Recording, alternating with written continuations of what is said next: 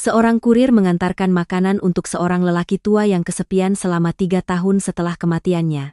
Sebuah panggilan dari seorang pengacara membuatnya terkejut. Seorang pengantar barang miskin tiba-tiba mewarisi sebuah rumah beserta buku tabungan senilai 3 miliar rupiah dari seorang lelaki tua yang tidak dikenalnya. Sementara itu, 2 anak tiri dari istrinya, yang telah ia besarkan dengan sepenuh hati seperti anak kandungnya sendiri, sama sekali dihapus dari surat wasiat. Kebenaran mengejutkan apa yang ada di balik keputusan seorang ayah tiri yang sendirian di hari-hari terakhirnya. Mengapa kebaikan orang asing lebih berharga daripada mereka yang telah menerima pengasuhan yang begitu lama? Misteri ini benar-benar terungkap ketika surat rahasia terakhir dibacakan di tengah pertengkaran karena keserakahan. Mari kita renungkan bersama melalui kisah yang penuh kemanusiaan ini. Butir-butir hujan dingin bulan Desember terus-menerus menerpa wajahku. Langit Jakarta malam ini begitu pekat dengan warna hitam kelam tanpa satupun bintang. Hanya ada cahaya kuning redup dari tiang-tiang lampu jalan yang menerangi permukaan jalan yang berlubang dan tergenang air. Aku membungkukkan punggung, menambah kecepatan sedikit demi sedikit di atas motor butut yang telah menemaniku sejak aku meninggalkan kampung halamanku di Cilacap untuk merantau ke kota metropolitan ini. Jas hujan tipis menempel erat di kulit, menyebarkan dingin yang menusuk tulang ke seluruh tubuh. Setiap hembusan angin kencang yang menderu melalui celah-celah dedaunan membawa hawa dingin yang meresap hingga ke paru-paru, membuatku sesekali terbatuk-batuk. Namun, dingin di luar tidak ada apa-apanya dibandingkan dengan kekhawatiran yang membebani hatiku. Panggilan telepon dari ibu sore tadi masih terngiang-ngiang di telingaku. Suara ibu tercekat, memberitakan bahwa penyakit gagal ginjal ayah kambuh lagi, membutuhkan sejumlah besar uang untuk pengobatan. Memikirkan wajah ayah yang penuh derita, tangan ibu yang kapalan karena bekerja siang malam meminjam uang ke tetangga, aku menggigit bibir dan memutar gas, berusaha menyelesaikan pengantaran terakhir malam ini untuk mendapatkan sedikit uang tambahan untuk dikirim ke kampung. Alamat pengantaran adalah sebuah gang sempit yang tersembunyi di tengah pemukiman tua di kawasan Jakarta Selatan. Dinding-dinding berlumut yang mengelupas di kedua sisi gang seolah-olah tenggelam dalam kegelapan tak berujung. Suara hujan yang jatuh di atap-atap seng yang reyot menciptakan suara yang suram dan menyedihkan. Bau tanah basah bercampur dengan bau apak dari sampah rumah tangga yang menguap, khas pemukiman kumuh yang padat di perkotaan. Aku berhati-hati menjejakkan kaki, menyelipkan motor melewati lubang-lubang yang tergenang air lumpur, dan berhenti di depan sebuah rumah sederhana yang rendah. Pintu besi berkarat itu tertutup renggang. Beberapa bekas cat yang mengelupas menampakkan lempengan logam yang kuning berkarat. Cahaya remang-remang yang keluar dari celah pintu adalah satu-satunya tanda bahwa ada orang di dalamnya. Aku memeriksa kembali kotak nasi iga bakar yang masih mengepulkan uap panas, terbungkus rapi di dalam kotak termal di belakang motor. Makanan itu masih panas, menyebarkan aroma yang harum. Aku menarik napas dalam-dalam, merapikan rambut yang basah karena air hujan dan menempel di dahi. Lalu memanggil, "Permisi, Pak, ada yang memesan makanan untuk diantar ke alamat ini." Aku mengetuk pelan pintu besi itu, suaranya terdengar kering di tengah malam yang sunyi. Tidak ada jawaban langsung, suara hujan sepertinya menenggelamkan panggilanku yang lemah. Aku mengetuk lagi, sedikit lebih keras. Sekitar beberapa menit kemudian, terdengar suara kunci dibuka dari dalam. Pintu perlahan terbuka, diiringi suara derit yang memekakan telinga. Di hadapanku berdiri seorang lelaki tua kurus yang mengenakan sweter usang berwarna pudar, robek di bagian sikunya. Rambutnya putih berantakan, wajahnya dipenuhi kerutan waktu dan penderitaan. Matanya yang cekung dan keruh menyimpan kesedihan yang tak terlukiskan. Seolah-olah ia telah mengumpulkan semua kesepian di dunia ini ke dalam matanya. Ia menyipitkan mata menatapku melalui kacamata bacanya yang tebal. Tangannya yang kurus penuh urat biru terulur dari balik pintu untuk mengambil kotak makanan. "Bapak yang memesan, bukan? Saya lihat alamatnya cocok dengan nomor rumah ini." Aku tersenyum ramah, mencoba mengusir hawa dingin malam hujan dan suasana suram rumah itu. Lelaki tua itu mengangguk pelan. Suaranya serak dan lemah keluar dari tenggorokannya. "Benar, saya yang pesan. Sudah larut malam begini, hujan badai. Kamu masih harus bekerja keras. Hati-hati di jalan, nanti terpeleset, nak." "Tidak apa-apa, Pak. Ini pekerjaan saya." Bapak bawa masuk nasinya dan langsung makan selagi hangat. Kotak nasinya saya simpan rapat di kotak termal jadi masih sangat panas. Selamat menikmati, Pak. Aku menunduk hormat padanya, bersiap untuk berbalik dan berjalan menuju motor yang terparkir di bawah hujan. Tunggu sebentar, Nak, saya bayar uang makannya. Lelaki tua itu merogoh saku celananya, mengeluarkan segenggam uang receh yang lecek, mencoba meratakannya satu persatu untuk menghitung. Tangannya gemetar di bawah cahaya remang-remang lampu teras. Pak, pesanan ini sudah dibayar melalui aplikasi. Pak, Bapak tidak perlu membayar lagi. Aku melambaikan tangan menolak, menghentikan tindakan lelaki tua itu. Mataku tanpa sengaja melirik ke ruang tamu di belakangnya. Sebuah ruangan sempit yang berantakan. Perabotan tua langsung terlihat. Sebuah televisi model lama yang besar terdiam di atas rak kayu yang berdebu. Di tengah ruangan, ada satu set sofa yang sudah usang, kulit pelapisnya sobek, memperlihatkan busa kuning di dalamnya. Jaring laba-laba menggantung di sudut-sudut langit-langit yang bernoda kuning karena rembesan air. Suasana sepi dan dingin menyelimuti rumah itu.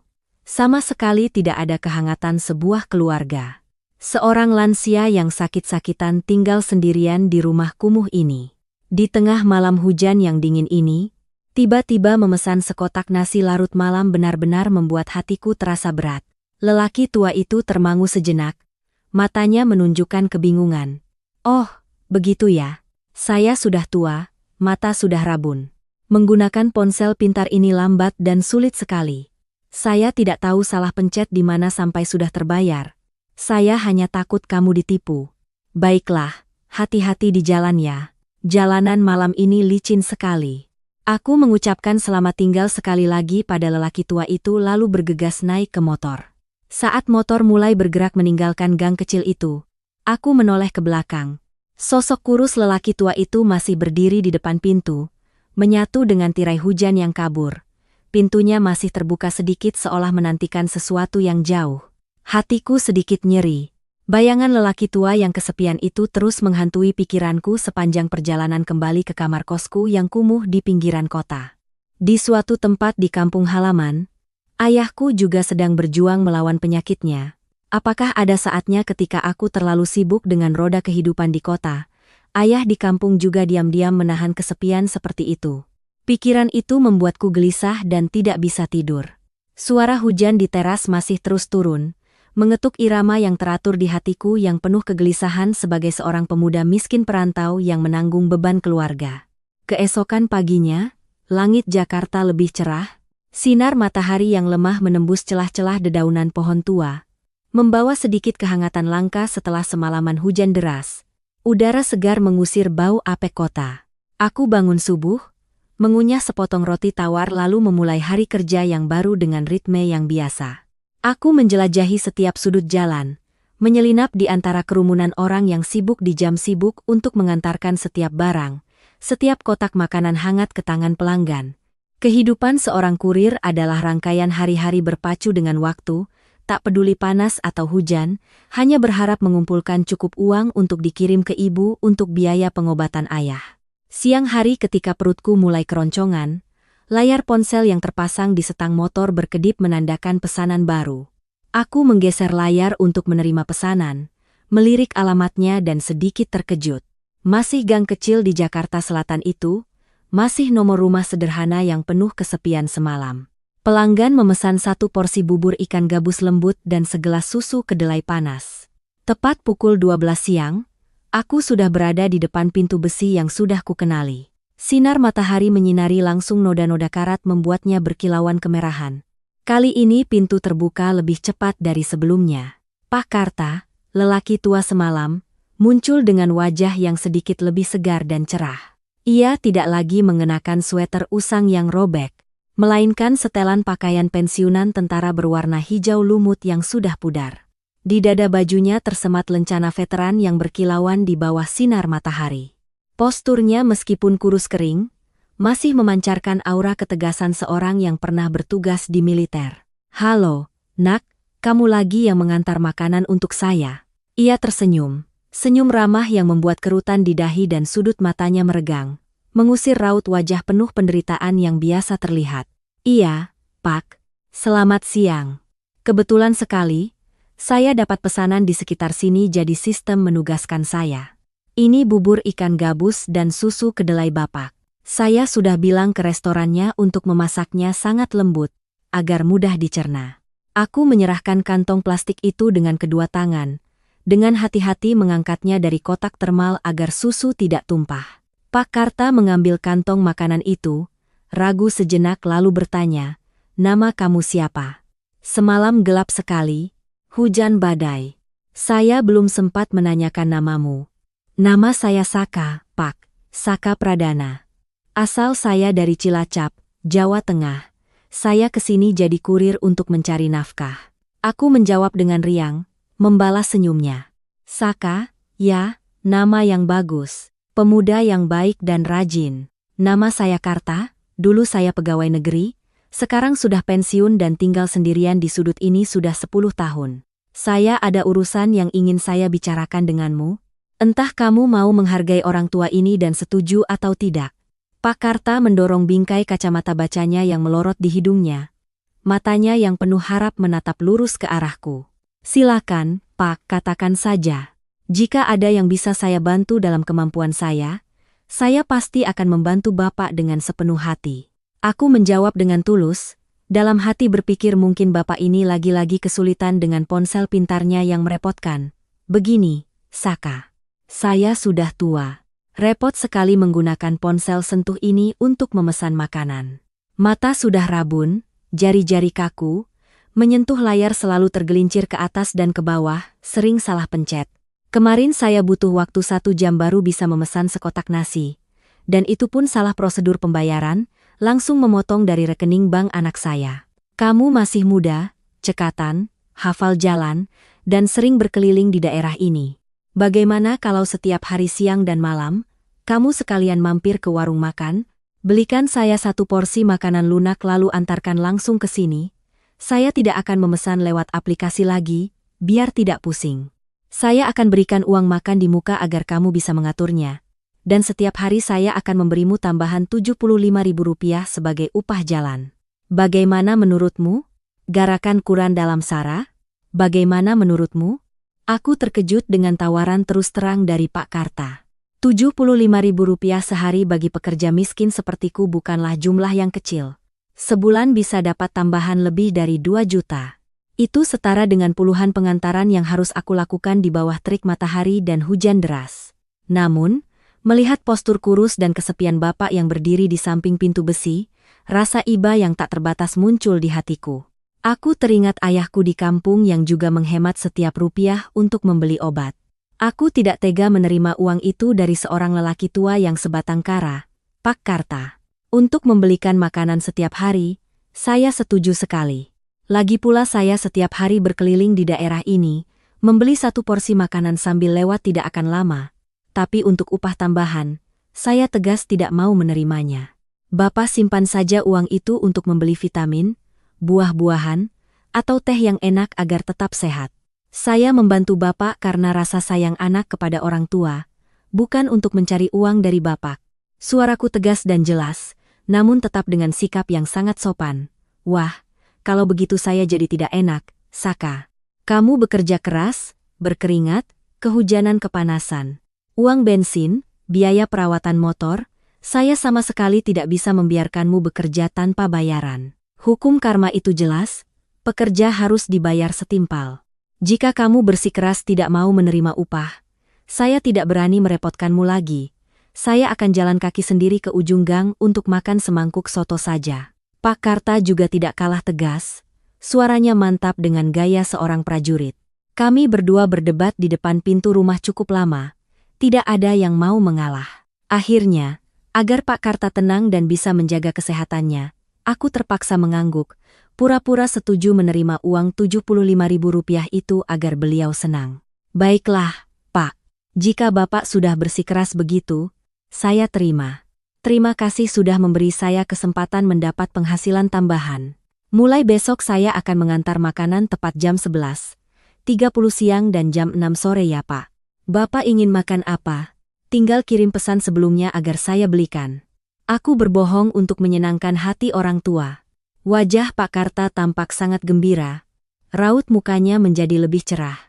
Ia merogoh dalam saku celana tentaranya, mengeluarkan segenggam uang yang diikat karet dengan rapi, menghitung jumlah uang makan untuk seminggu dan upahku, lalu menyelipkannya erat ke telapak tanganku. Perut tuaku ini aku serahkan sepenuhnya padamu ya. Apa saja yang lembut, rendah garam, dan mudah dicerna. Aku percaya pada pilihanmu. Terima kasih banyak, Saka.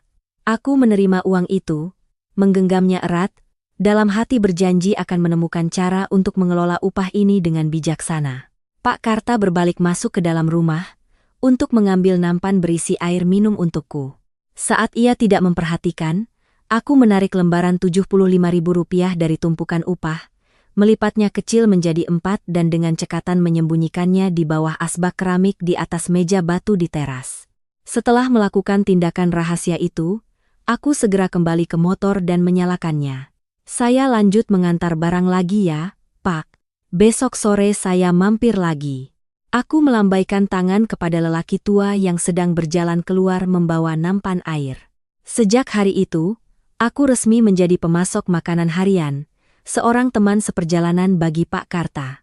Setiap siang, setiap malam, entah itu terik matahari yang membakar kulit atau hujan lebat yang mengguyur, aku selalu memilih warung makan yang bersih dan terpercaya, membeli makanan yang lembut, ringan, dan cocok untuk sistem pencernaan orang tua. Aku mengantarkannya langsung ke rumahnya, dengan ramah menanyakan kondisi kesehatannya, mengingatkannya untuk minum obat, baru kemudian bergegas pergi untuk mengantar pesanan lain yang sudah menunggu.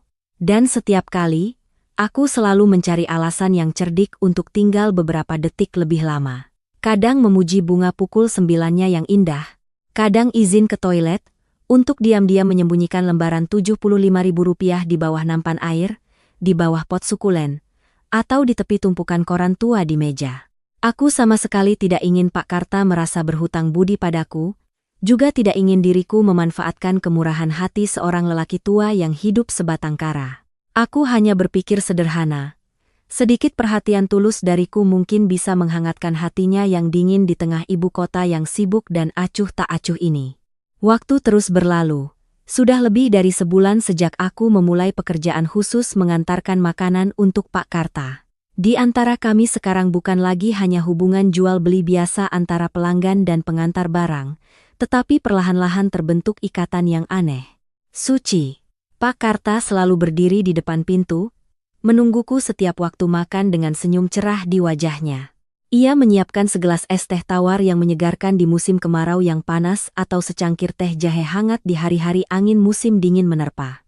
Perhatiannya membuatku melupakan semua kelelahan setelah berjam-jam di jalanan.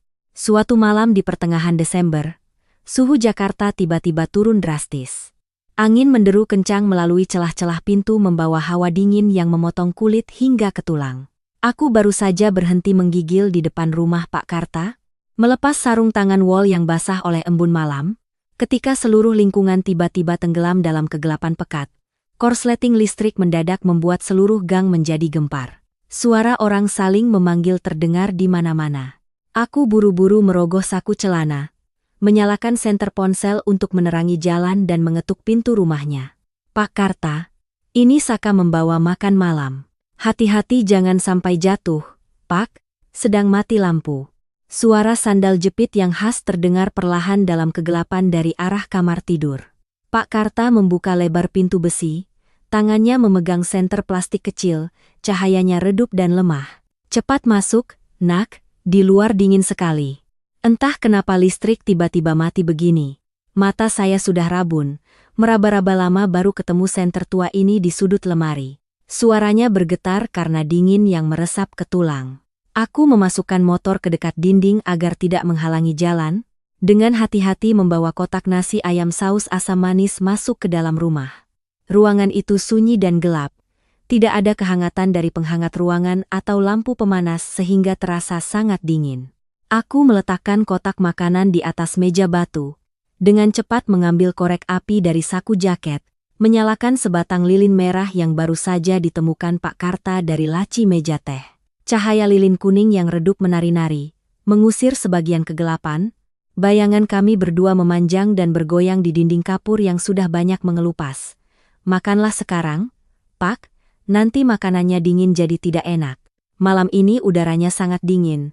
Bapak punya jaket tebal untuk dipakai. Biar saya ambilkan jaket dari kamar. Aku bertanya dengan ramah, menggosok-gosokkan kedua telapak tangan agar tidak kedinginan. Nanti saja makannya. Kamu duduk dulu di sini biar hangat. Sudah seharian di jalan kena angin pasti kedinginan sekali kan? Biar Bapak buatkan secangkir air panas dengan madu biar perutmu hangat. Pak Karta menunjuk ke kursi plastik di seberangnya. Menolak untuk makan segera. Aku tidak berani menolak kebaikannya. Dengan patuh menarik kursi dan duduk. Di bawah cahaya lilin yang berkelip-kelip, aku baru punya kesempatan untuk mengamati rumahnya lebih teliti. Berbeda dari kesan berantakan di hari-hari pertama, hari ini aku memperhatikan sebuah altar kecil yang terbuat dari kayu jati di sudut ruangan yang paling tinggi. Di atasnya ada foto seorang wanita berusia sekitar 60 tahun dengan wajah yang ramah dan senyum yang hangat. Tempat dupa dari kuningan mengepulkan asap dupa yang harum. Di sampingnya ada vas bunga lili putih yang segar, menunjukkan bahwa wanita ini selalu dirawat secara spiritual dan dikenang setiap hari. Pak Karta yang peka melihat mataku tertuju pada altar itu. Ia menghela napas panjang, sebuah helaan napas yang berat, penuh dengan kesedihan yang terpendam. Itu istri saya, Saka. Dia sudah meninggalkan saya menuju surga 8 tahun yang lalu. Sejak dia menutup mata, rumah ini benar-benar kehilangan kehangatannya, menjadi sepi dan dingin. Sering kali saat terbangun di malam hari, saya masih mengira dia masih berbaring di samping saya. Maafkan saya, Pak. Ibu di foto terlihat sangat baik hati. Saya tidak sengaja menyinggung kenangan sedih keluarga Bapak. Aku merendahkan suara, menunduk merasa bersalah karena rasa ingin tahuku. Tidak apa-apa, Nak. Menyimpan kesedihan terus-menerus di dalam hati juga bisa membuat sakit. Ada anak muda yang mau duduk mendengarkan orang tua cerewet ini bercerita sudah sangat berharga. Pak Karta perlahan menyesap teh madunya. Matanya yang keruh menatap jauh ke arah foto itu. Istri saya adalah wanita yang paling luar biasa dan rajin di dunia. Dia tidak peduli dengan kesulitan, berjuang bersama saya di masa-masa sulit negara ini. Tapi ironisnya, Tuhan tidak memberikan kami seorang anak pun untuk melanjutkan keturunan. Dalam sebuah operasi militer, saya terluka di perut, yang menyebabkan saya mandul. Aku tertegun, mataku terbelalak mendengar pengakuan tulus yang menyakitkan dari Bapak. Rasa sakit karena mandul bagi setiap pria adalah pukulan besar yang meruntuhkan harga diri.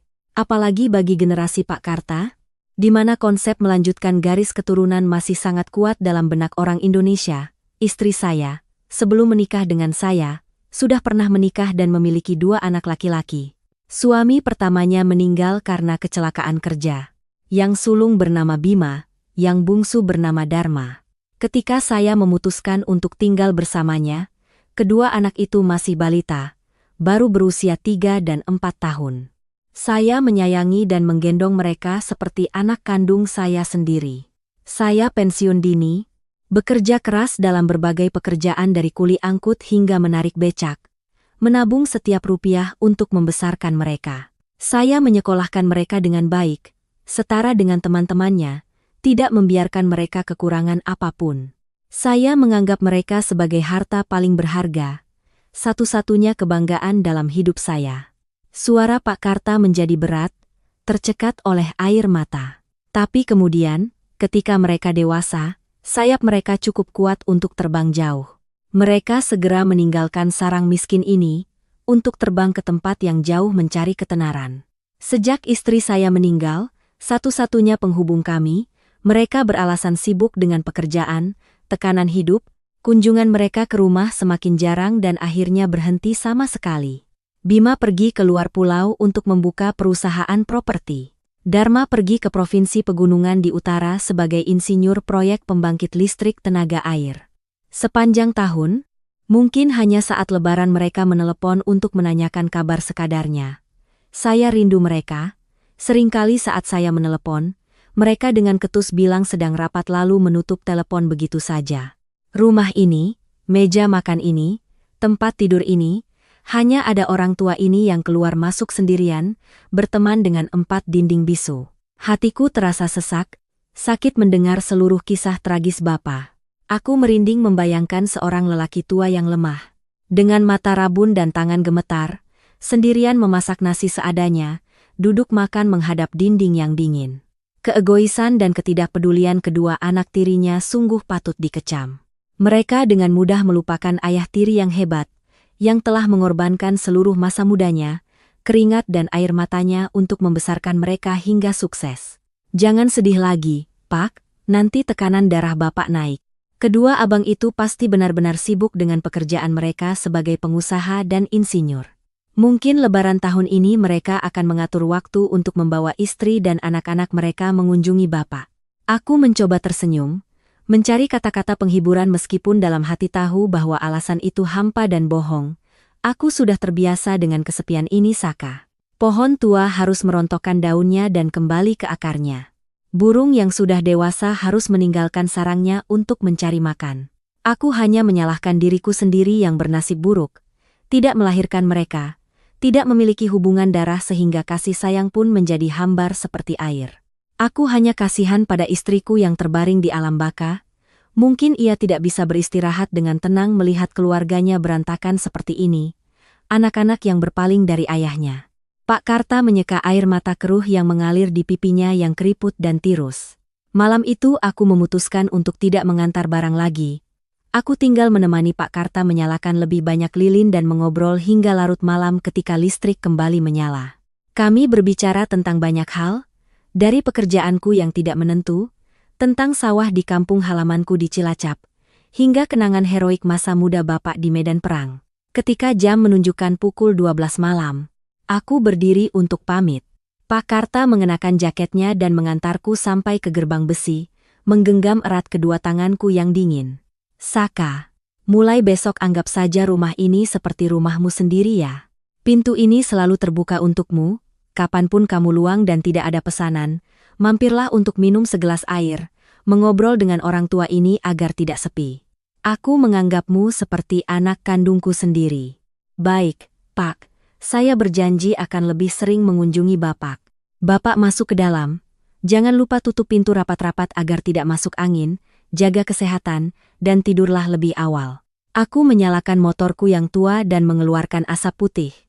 Hatiku dipenuhi perasaan hangat yang ajaib di tengah malam yang dingin. Aku telah memahami sepenuhnya kesepian Pak Karta. Dan aku bersumpah pada diriku sendiri akan berusaha menggantikan anak-anaknya yang tidak tahu berterima kasih, memberikan sedikit kebahagiaan dan perhatian tulus di sisa tahun-tahun senjanya. Janji tulus di malam mati lampu itu bukan hanya kata-kata kosong. 3 tahun berlalu, aku benar-benar terikat dengan rumah sederhana di Jakarta Selatan itu dan Pak Karta, seolah menjadi bagian tak terpisahkan dari kehidupanku. Dari seorang kurir asing, aku diam-diam menjadi anak ketiga, satu-satunya kerabat yang mendampingi Pak Karta di ibu kota yang sibuk dan megah ini. Setiap hari, jadwalku teratur seperti jam. Pagi-pagi buta, aku pergi mengantar barang ke pasar-pasar induk. Tepat pukul 11.30 siang, aku bergegas mampir ke rumah Bapak membawa sekotak nasi panas dan memeriksa kondisi pencernaannya. Sore hari, setelah menyelesaikan pesanan-pesanan kecil, aku mampir lagi untuk membeli makan malam, menyingsingkan lengan baju untuk membersihkan rumah, menyapu halaman, mencuci dan menjemur pakaian untuknya. Ada hari-hari di musim hujan ketika banjir menggenangi jalanan. Aku tetap mengenakan jas hujan, menerjang air setinggi lutut untuk membawakan obat flu ke tempat tidurnya. Dengan tanganku sendiri, aku memasak semangkuk bubur ayam panas dengan jahe dan daun bawang, menyuapinya sesendok demi sesendok. Teringat musim dingin tahun lalu, suatu malam yang sangat dingin, aku sedang meringkuk di dalam selimut tipis di kamar kosku ketika menerima panggilan darurat dari nomor telepon Pak Karta. Di seberang sana tidak ada suara, hanya ada napas yang terengah-engah dan terputus-putus serta rintihan lemah yang menyakitkan.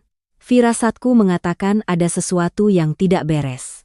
Aku melompat bangun, menyambar jaket, bahkan tidak sempat memakai kaus kaki, melesat dengan motor menembus jalanan yang sepi, menerobos beberapa lampu merah untuk sampai ke rumahnya secepat mungkin.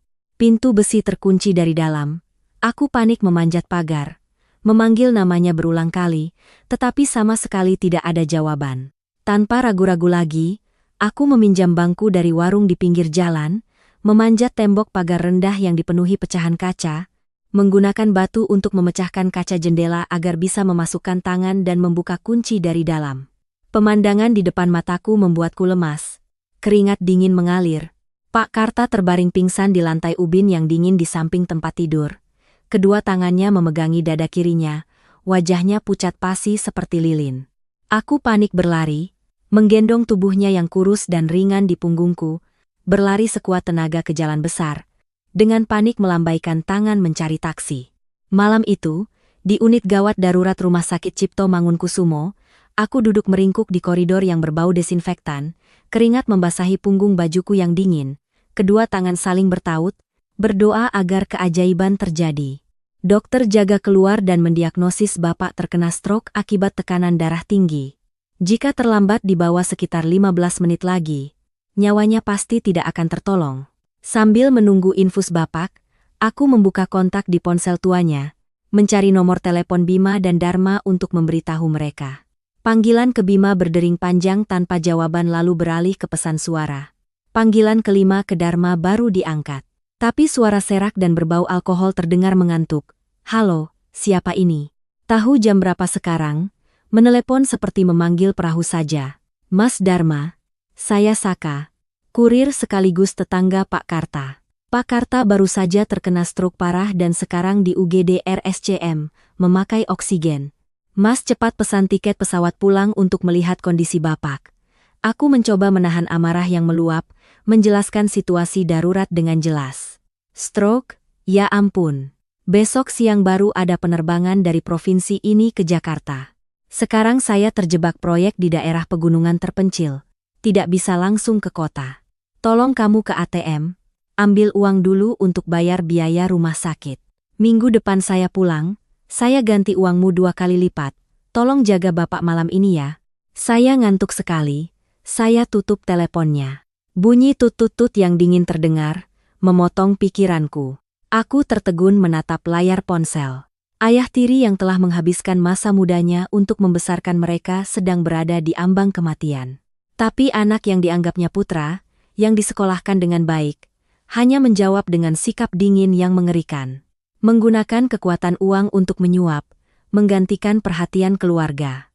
Malam itu, aku marah dan terjaga semalaman di samping ranjang rumah sakit. Terus-menerus membasuh handuk hangat untuk menyeka tubuhnya, memijat tangan dan kakinya agar sirkulasi darahnya lancar. Aku berlari ke sana kemari mengurus administrasi, menandatangani berbagai surat persetujuan sebagai wali pasien. Aku tidak memikirkan biaya rumah sakit belasan juta yang telah aku bayarkan dengan uang receh yang kukumpulkan begitu lama, yang rencananya akan kukirim ke kampung untuk biaya pengobatan ayahku. Aku hanya berharap Pak Karta segera sadar dan sehat kembali. Tepat 5 hari setelah Pak Karta berhasil melewati masa kritis dan dipindahkan ke ruang pemulihan, kedua putranya yang sukses itu baru muncul di rumah sakit. Mereka mengenakan setelan mahal, melewatiku dengan tatapan meremehkan. Mereka meletakkan setumpuk uang polimer tebal di atas meja nakas, bertanya sekadarnya dengan basa-basi, lalu bergegas pergi. Alasannya, perusahaan sedang sibuk dengan banyak proyek miliaran, tidak bisa tinggal untuk merawat ayah yang tua. Sejak saat itu, semua urusan menyuapi bubur, memberikan obat, membersihkan kotoran Pak Karta selama sebulan di rumah sakit, semuanya kulakukan sendiri dengan tulus. Pak Karta berbaring di ranjang rumah sakit menyaksikan semuanya. Ia berbalik menghadap dinding, diam-diam meneteskan air mata kepedihan. Matanya menatapku penuh dengan rasa terima kasih yang mendalam dan kesedihan yang tak terbatas. Setelah kejadian yang hampir merenggut nyawanya itu, kesehatan Pak Karta menurun drastis. Untuk memantau kesehatannya di rumah, aku pergi ke toko buku membeli sebuah buku catatan kecil berwarna kuning. Setiap hari aku dengan teliti mencatat angka-angka dari alat pengukur tekanan darah, denyut nadi, suhu tubuh, menu setiap makan, dan jadwal minum obatnya di buku itu. Buku catatan itu semakin tebal seiring berjalannya waktu. Menyimpan sepenuhnya hari-hari di mana aku memilih untuk menjadi anak yang berbakti kepada orang yang bukan siapa-siapa bagiku. Rumah sederhana yang dingin dan gelap itu kini selalu dipenuhi kehidupan dan tawa. Di akhir pekan yang luang, Aku sering mengajak beberapa teman sesama kurir dari kos, membeli bahan makanan dan memasak steamboat di rumah Bapak, membakar sate yang harum. Pak Karta sangat gembira seperti anak kecil yang mendapat hadiah. Ia duduk di tengah kerumunan anak muda yang berisik, berulang kali menceritakan kisah-kisah lucu dari masa perangnya. Senyum cerah merekah di bibirnya yang kering, menghapus semua jejak kesedihan dan kesepian yang telah melekat di wajahnya selama 8 tahun. Aku yakin bahwa kekuatan ajaib ikatan keluarga tidak harus berasal dari hubungan darah, tetapi bisa tumbuh dari pemahaman, perhatian, dan cinta tulus antar manusia. Musim gugur di tahun ketiga sejak aku memasuki kehidupan sedih Pak Karta. Cuaca Jakarta tiba-tiba menjadi kering dan sangat dingin. Daun-daun tua berguguran di jalan beton yang retak di gang kecil itu, membentuk karpet kuning yang berdesir di bawah setiap langkah. Sore itu, awan mendung menutupi sinar matahari. Aku mampir ke warung bubur langganan, dengan hati-hati meminta penjualnya menyajikan porsi bubur yang paling kental dan lembut, dengan tambahan sedikit merica hitam, irisan jahe, dan daun bawang cincang agar Pak Karta bisa menghangatkan tubuhnya. Beberapa hari ini cuaca berubah-ubah, penyakit rematik dan asmanya kambuh lagi, membuatnya batuk-batuk dan nafsu makannya berkurang.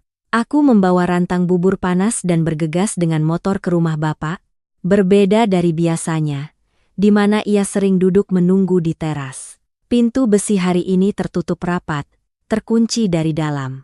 Aku menghentikan motor dan memanggil dengan keras. Pak Karta, ini Saka membawa bubur panas untuk Bapak. Tolong buka pintunya. Jawabannya hanyalah keheningan yang menakutkan menyelimuti seluruh rumah. Tidak ada suara sandal jepit yang khas. Tidak ada batuk yang khas sebagai jawaban. Firasatku mengatakan ada sesuatu yang tidak beres. Aku buru-buru memukul pintu besi dengan telapak tanganku, memanggil lebih keras beberapa kali, tetapi hasilnya tetap nihil. Jantungku mulai berdebar kencang, keringat dingin mengalir di punggung, teringat kejadian stroke yang mengerikan dulu. Aku tidak berani menunda lagi. Aku meletakkan rantang bubur di samping, mundur beberapa langkah mengambil ancang-ancang lalu menendang sekuat tenaga ke arah kunci yang berkarat. Suara logam beradu keras. Kuncinya terlepas dan jatuh. Pintu besi membentur dinding berlumut. Aku berlari masuk. Ruang tamu sepi, tercium aroma dupa yang familiar. Aku melihat ke arah tempat tidur. Selimut masih terlipat rapi. Pak Karta tidak ada di sana. Aku berbalik ke tengah ruang tamu dan tertegun. Kakiku seolah terpaku di lantai. Pak Karta sedang berbaring santai di kursi rotan kesayangannya di sudut ruangan, wajahnya menghadap ke jendela yang sedikit terbuka menyambut angin musim gugur. Cahaya senja yang redup menyinari wajah tuanya yang pucat tanpa darah. Matanya terpejam seolah sedang tidur nyenyak. Sudut bibirnya yang kering dan pecah-pecah tersenyum sangat damai dan puas. Ia mengenakan seragam tentara terbaiknya, pakaian yang hanya ia kenakan pada acara-acara penting. Di dadanya tersemat lencana veteran dari Kuningan, dipoles dengan hati-hati hingga berkilauan. Kedua tangannya bersilang rapi di dada, jari-jarinya yang kurus memegang erat sebuah foto usang berwarna kuning dari mendiang istrinya yang diambil puluhan tahun lalu. Aku berlari dan berlutut, mengguncang bahunya yang kurus. Pak Karta, bangun, Pak. Saka membawa bubur untuk menghangatkan badan. Buka mata Bapak, lihat saya. Tapi tubuhnya sudah dingin dan kaku. Napasnya sudah berhenti entah sejak kapan. Pak Karta telah benar-benar pergi, meninggalkan dunia ini. Sebuah kepergian yang sunyi, damai, sendirian, tetapi sepertinya sudah ia perkirakan dan persiapkan sebelumnya. Air mataku bercucuran, mengalir pahit di pipi. Aku berlutut di samping kursi rotan itu. Kedua tangan memeluk tangannya yang dingin dan berbintik-bintik, tangan yang pernah gemetar menerima kotak nasi dariku di malam hujan 3 tahun lalu. Rasa sakitnya seperti ribuan jarum menusuk jantungku. Aku kehilangan seorang kerabat sejati, sandaran spiritual yang tak ternilai di tengah kota yang penuh kepalsuan ini. Menahan rasa sakit yang menyayat hati, aku buru-buru mengambil ponsel, menyeka air mata, dan segera menelepon Bima untuk memberitahukan kabar duka. Telepon berdering sangat lama, sampai aku pikir dia tidak akan menjawab, baru kemudian diangkat. Musik yang hingar-bingar terdengar dari seberang. Sepertinya dia sedang berada di sebuah bar atau restoran mewah. Bima membentak di telepon. Siapa ini? Kenapa menelepon terus? Ada kebakaran. Lagi sibuk urusan bisnis miliaran. Jangan mengganggu. Mas Bima. Ini Saka. Kurir itu. Pak Karta sudah meninggal, Mas. Beliau pergi dengan tenang di kursinya sore ini. Mas tolong atur tiket pesawat ke Jakarta segera untuk mengurus pemakaman ayah. Suaraku tercekat oleh isak tangis, berusaha menyampaikan informasi penting sejeltenan. Bima terdiam sejenak, lalu ia berdecak. Meninggal? Cepat sekali perginya, bulan lalu menelepon suaranya masih sehat. Tapi saya sedang sibuk sekali, Saka, perusahaan sedang dalam tahap akhir, menandatangani kontrak besar dengan mitra asing bernilai puluhan miliar, tidak bisa meninggalkan proyek ini begitu saja. Mungkin 2 atau 3 hari lagi setelah selesai baru saya bisa terbang ke sana. Tolong kamu kabari si Dharma. Lihat apakah dia bisa pulang. Biaya pemakaman, beli peti mati, kurang berapa? Kamu catat saja, nanti saya suruh akuntan transfer lunas, tidak akan kurang sepeser pun.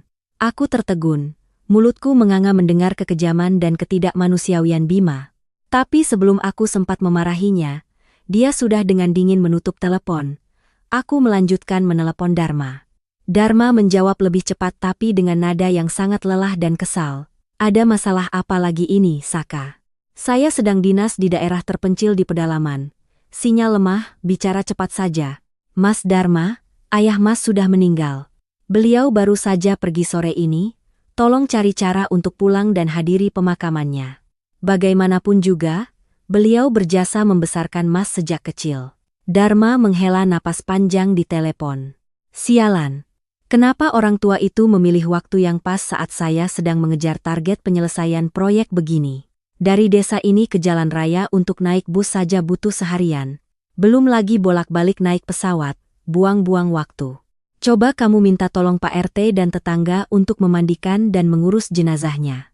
Nanti kalau ada waktu luang setelah pekerjaan di sini selesai, saya akan pulang untuk ziarah dan minta maaf. Sebentar lagi saya transfer 30 juta untuk biaya awal ya. Beli saja peti mati yang bagus biar tidak malu-maluin. Aku sangat marah, dadaku sesak hingga ingin membanting ponsel ini ke lantai. Ayah angkat meninggal, tapi mereka memperlakukannya seperti hutang yang merepotkan yang harus diselesaikan, dibuang dengan cepat menggunakan beberapa lembar uang.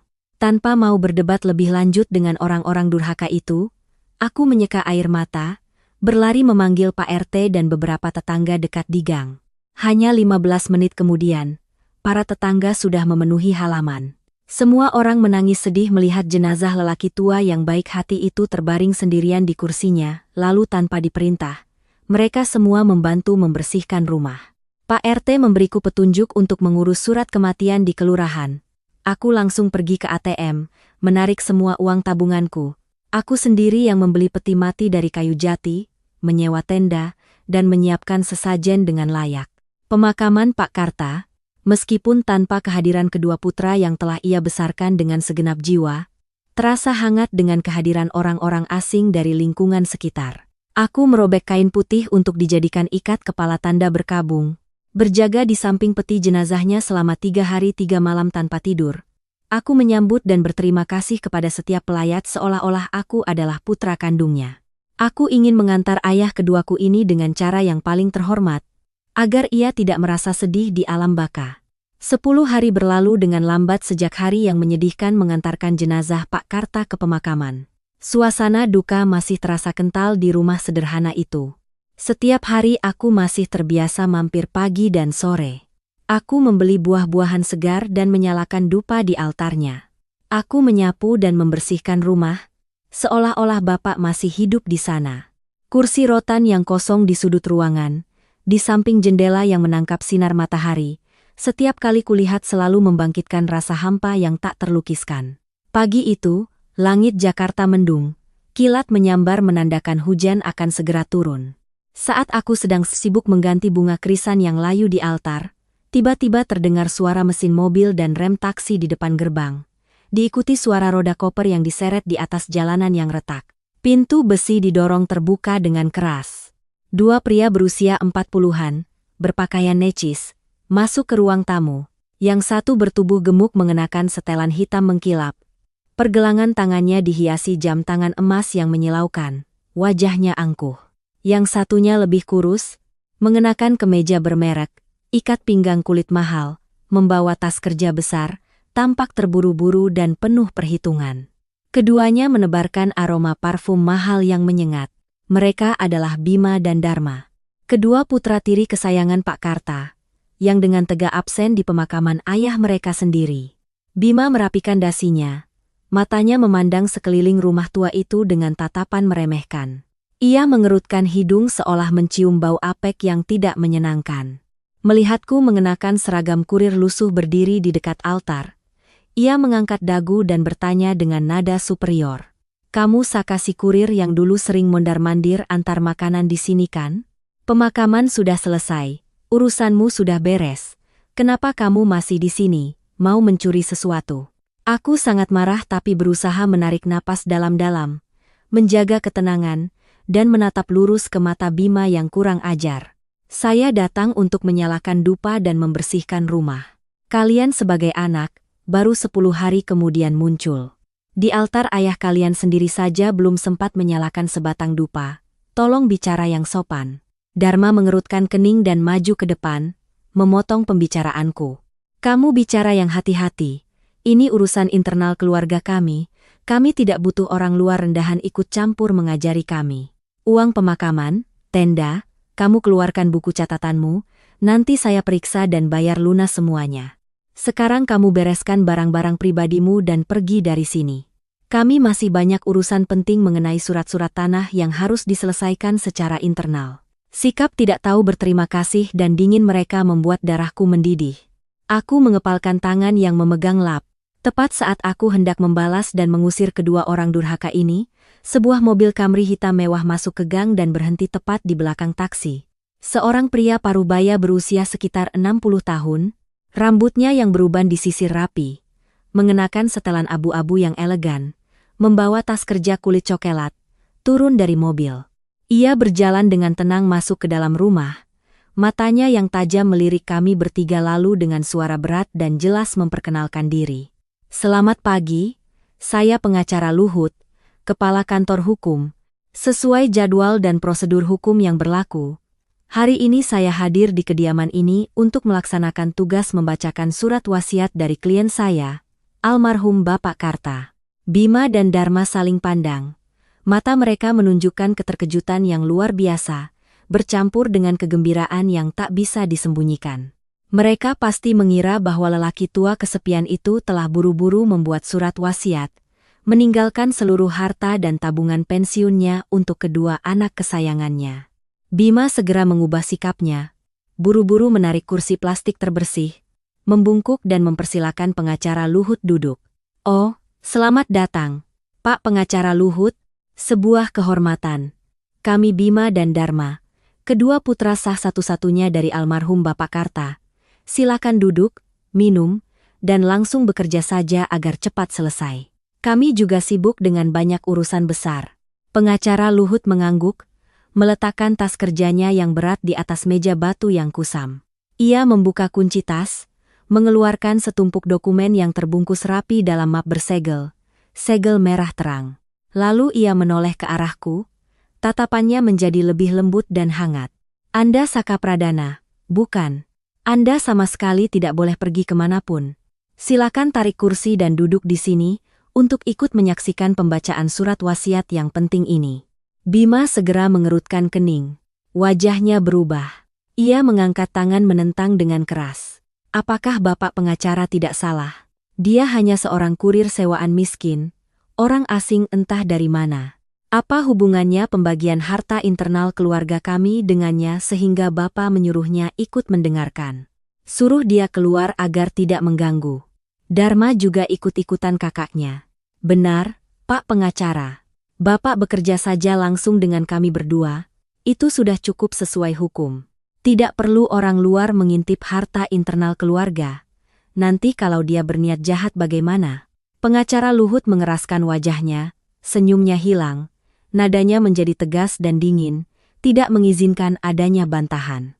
Tuan-tuan, saya bekerja berdasarkan peraturan perundang-undangan yang berlaku dan mematuhi sepenuhnya kehendak klien saya.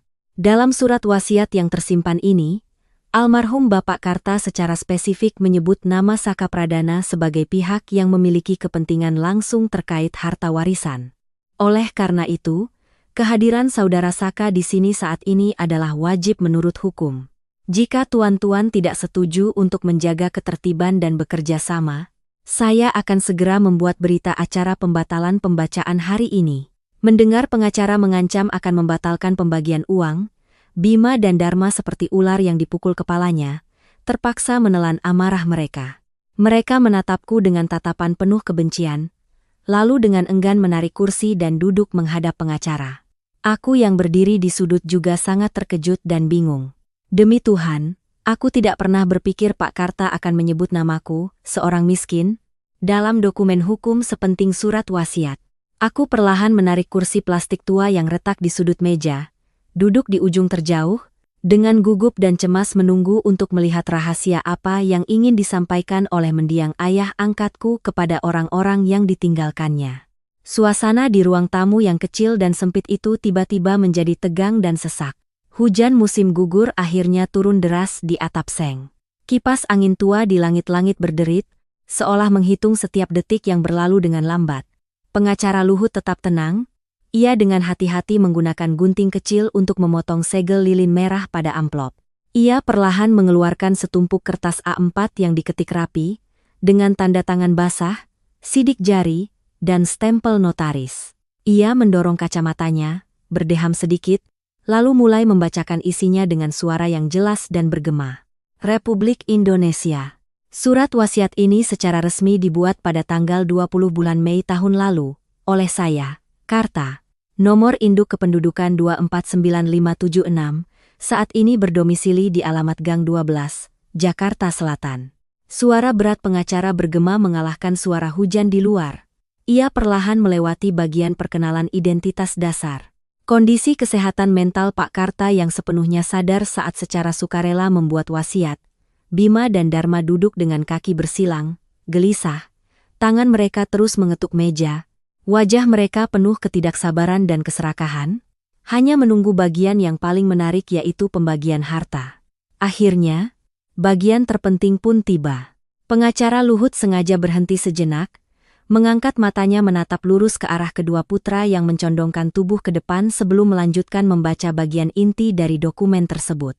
Saya, Karta, dengan pikiran yang sepenuhnya sadar, tanpa paksaan dan dengan sukarela, memutuskan untuk membagikan seluruh harta sah yang saya miliki sebagai berikut. Harta tersebut meliputi 1 unit rumah beserta hak guna tanah seluas 60 meter kuadrat di alamat ini, serta 1 buku tabungan senilai 3 miliar rupiah yang disimpan di Bank Mandiri Cabang Jakarta.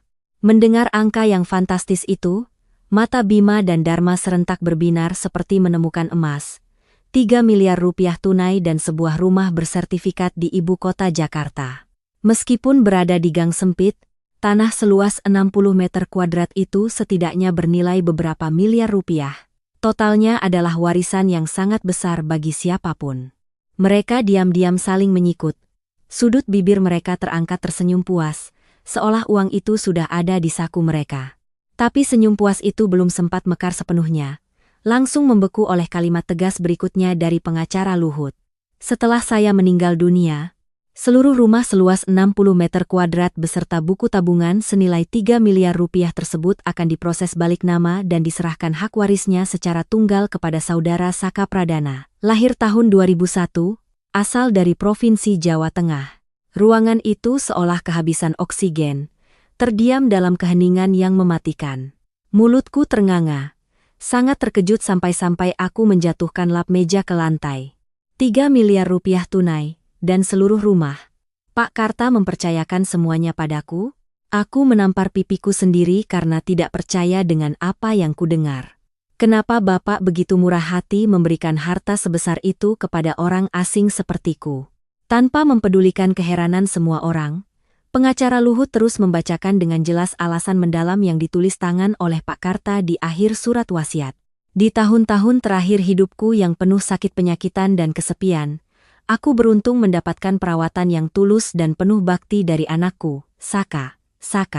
Tanpa memperdulikan kesulitan, telah menggantikan anak-anakku yang tidak sedarah untuk memenuhi bakti seorang putra. Ia telah terjaga tak terhitung malam, mengurus setiap makan dan tidurku, mengantarku ke rumah sakit, mengurus obat-obatan tanpa menuntut imbalan atau keuntungan pribadi. Aku memutuskan untuk meninggalkan seluruh harta benda ini untuk Saka Pradana sebagai balasan yang setimpal atas kebaikan hatinya. Semoga Saka menggunakan uang ini untuk masa depannya dan terus membuka tangannya untuk membantu para lansia yang tidak mampu dan kesepian. Anak-anak tiri dari istriku, Bima dan Dharma, saat ini keduanya telah memiliki kehidupan yang mapan dan mandiri secara finansial. Dan diriku sendiri tidak memiliki kewajiban hukum atau ikatan emosional apapun yang mengharuskanku membagi harta untuk mereka. Surat wasiat itu disusun dengan jelas, logis, dan tajam, tidak meninggalkan celah hukum apapun. Itu seperti sebuah tamparan keras, langsung mengenai wajah ketidakpedulian dan keegoisan Bima dan Dharma. Pengacara Luhut selesai membaca, dengan hati-hati melipat kembali dokumen itu dan meletakkannya di atas meja. Surat wasiat ini berlaku sah secara hukum sejak saat dibuka. Berdasarkan kehendak tertulis dari almarhum, saya mengumumkan bahwa saudara Saka Pradana adalah ahli waris sah satu-satunya dari harta yang disebutkan. Dimohon kepada semua pihak terkait untuk menghormati hukum. Aku duduk membeku di kursi seperti patung batu. Dadaku berdebar kencang, air mata kembali menggenang di pelupuk mata. Pak Karta, aku datang merawat Bapak sepenuhnya karena rasa simpati tulus atas kesepian Bapak, bukan karena mengincar harta ini. Kebaikan dan kepercayaan Bapak begitu besar seperti lautan. Anak miskin sepertiku bagaimana bisa berani menerimanya? Aku memanggil nama Bapak dalam hati, merasakan tanggung jawab yang begitu berat, menimpa pundakku di bawah tatapan tajam, kedua orang serakah yang duduk di seberang. Hanya butuh 5 detik bagi Bima dan Dharma untuk pulih dari keterkejutan dan langsung meledak dalam amarah yang meluap-luap. Wajah Bima memerah padam seperti ayam aduan. Urat-urat hijau menonjol jelas di dahinya. Ia menggeretakkan giginya, berdiri dan menggebrak meja batu dengan keras, menciptakan suara yang memekakkan telinga. Gelas air di atas meja bergetar, airnya tumpah keluar.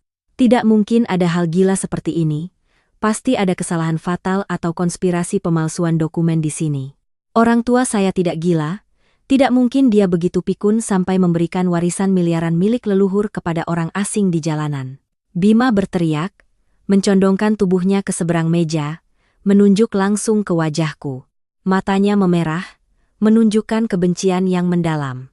Dharma yang duduk di sebelahnya juga tidak bisa menahan diri, berdiri dan berdebat dengan pengacara Luhut. Bapak ini pengacara macam apa? Ijazah Bapak dibeli pakai uang? Kami ini anaknya, satu-satunya kerabat yang telah ia besarkan sejak kecil. Bocah ingusan ini siapa dalam silsilah keluarga ini? Dia hanya seorang kurir rendahan, pendidikannya rendah. Dengan dasar apa dia mau menelan 3 miliar dan rumah ini? Ini pasti 100% adalah konspirasi penipuan terorganisir. Saya akan menuntut Bapak ke pengadilan atas tuduhan keterlibatan. Aku berdiri, mendorong kursi plastikku ke belakang. Harga diriku sebagai manusia yang jujur diinjak-injak dan dihina. Tenggorokanku terasa pahit karena marah, tapi aku tetap berusaha menggigit bibir, menahan diri, dan menatap lurus ke arah 2 binatang buas yang matanya merah karena keserakahan. Kalian orang berpendidikan, bicara yang hati-hati. Aku bersumpah di hadapan arwah Pak Karta. Aku tidak pernah meminta sepeser pun dari Pak Karta. Apalagi menghasutnya membuat surat wasiat. Aku sendiri sangat terkejut dengan isi surat wasiat ini. Dan mengenai klaim kalian sebagai anak kandung. Coba kalian letakkan tangan di dahi, tanyakan pada hati nurani kalian yang busuk itu, selama 3 tahun ini, apakah kalian sudah memenuhi kewajiban sebagai anak? Saat ayah kalian sakit kritis, di mana kalian? Saat ayah kalian menghembuskan napas terakhir, kalian sedang bersenang-senang. Diam. Jangan bicara seperti itu di sini. Bima berteriak histeris, menendang kursi, dan maju untuk mencengkeram kerah bajuku. Tapi pengacara Luhut dengan cepat menghalanginya. Bima menepis tangan pengacara dengan kasar, menunjuk wajahku dan melontarkan kata-kata hinaan. Kamu pakai sihir apa? Aku tahu akal bulusmu, anak kampung. Melihat orang tua hidup sendirian, kekurangan kasih sayang, Kamu dengan licik mendekatinya lalu memberinya guna-guna agar saat dia linglung, dia menandatangani surat-surat pengalihan nama, kan? Tipe petani miskin sepertimu memang terlahir dengan sifat pencuri, penipu, dan perampas harta. Kamu pikir kamu punya nyali untuk menelan harta sebesar ini dari keluarga kami? Tidak semudah itu. Kamu akan memuntahkannya kembali. Dharma melipat tangan di dada, menyambung perkataan kakaknya dengan sinis. Suaranya melengking seperti gagak. Kak Bima benar, orang ini licik sekali. Dari luar dia pura-pura baik, penurut, melayani untuk merencanakan perampasan harta orang lain. Coba pikirkan, Pak Karta pernah kena stroke, dirawat di rumah sakit, otaknya pasti terpengaruh, tidak lagi jernih pikirannya. Surat wasiat murahan ini sama sekali tidak bernilai di mata hukum. Saya sebagai ahli waris alami menuntut pembatalan prosedur ini segera. Pengacara Luhut mengerutkan keningnya. Wajahnya sangat serius dan memancarkan ancaman dari seseorang yang mengerti hukum. Saya minta Anda berdua untuk menjaga sikap dan duduk kembali. Kejahatan fitnah dan penghinaan terhadap martabat orang lain adalah pelanggaran hukum pidana yang bisa dihukum penjara. Surat wasiat ini dibuat oleh klien saya secara terbuka di hadapan 3 notaris negara. Dilampiri dengan surat keterangan sehat jiwa dari Dewan Medis Rumah Sakit Pusat yang membuktikan Bapak Karta sepenuhnya sadar dan jernih pada saat menandatangani. Ini memiliki kekuatan hukum absolut dan tidak dapat dibatalkan hanya dengan beberapa tuduhan tak berdasar dari Anda. Tidak sah apanya, Bima mengumpat kasar, wajahnya kini benar-benar kehilangan kontrol. Hebat sekali kamu, berani-beraninya merencanakan untuk menyingkirkan kami dan menelan 3 miliar. Kamu pikir dengan memegang kertas murahan itu semuanya akan beres? Aku katakan padamu. Aku sudah lama berbisnis besar. Aku punya koneksi di dunia hitam dan putih. Belum pernah ada yang berani merampok hartaku. Kamu salah cari gara-gara. Dharma tersenyum sinis, melangkah mendekat dan menepuk bahuku sebagai peringatan. Saka, orang pintar itu tahu diri. Kalau kamu cerdas, tanda tangani surat penolakan warisan dan enyahlah dari rumah ini sekarang juga. Kalau kamu keras kepala dan berpegang pada mimpi mendapatkan uang dari langit ini, aku jamin kamu tidak akan hidup tenang di Jakarta ini. Kamu pikir kurir rendahan sepertimu bisa melawan kekuatan kami? Kembalikan semua harta itu kepada kami. Kami akan dengan senang hati memberimu beberapa puluh juta sebagai upah merawat orang tua itu. Kalau tidak tahu diri, jangan salahkan kami bertindak kejam dan menjebloskanmu ke penjara.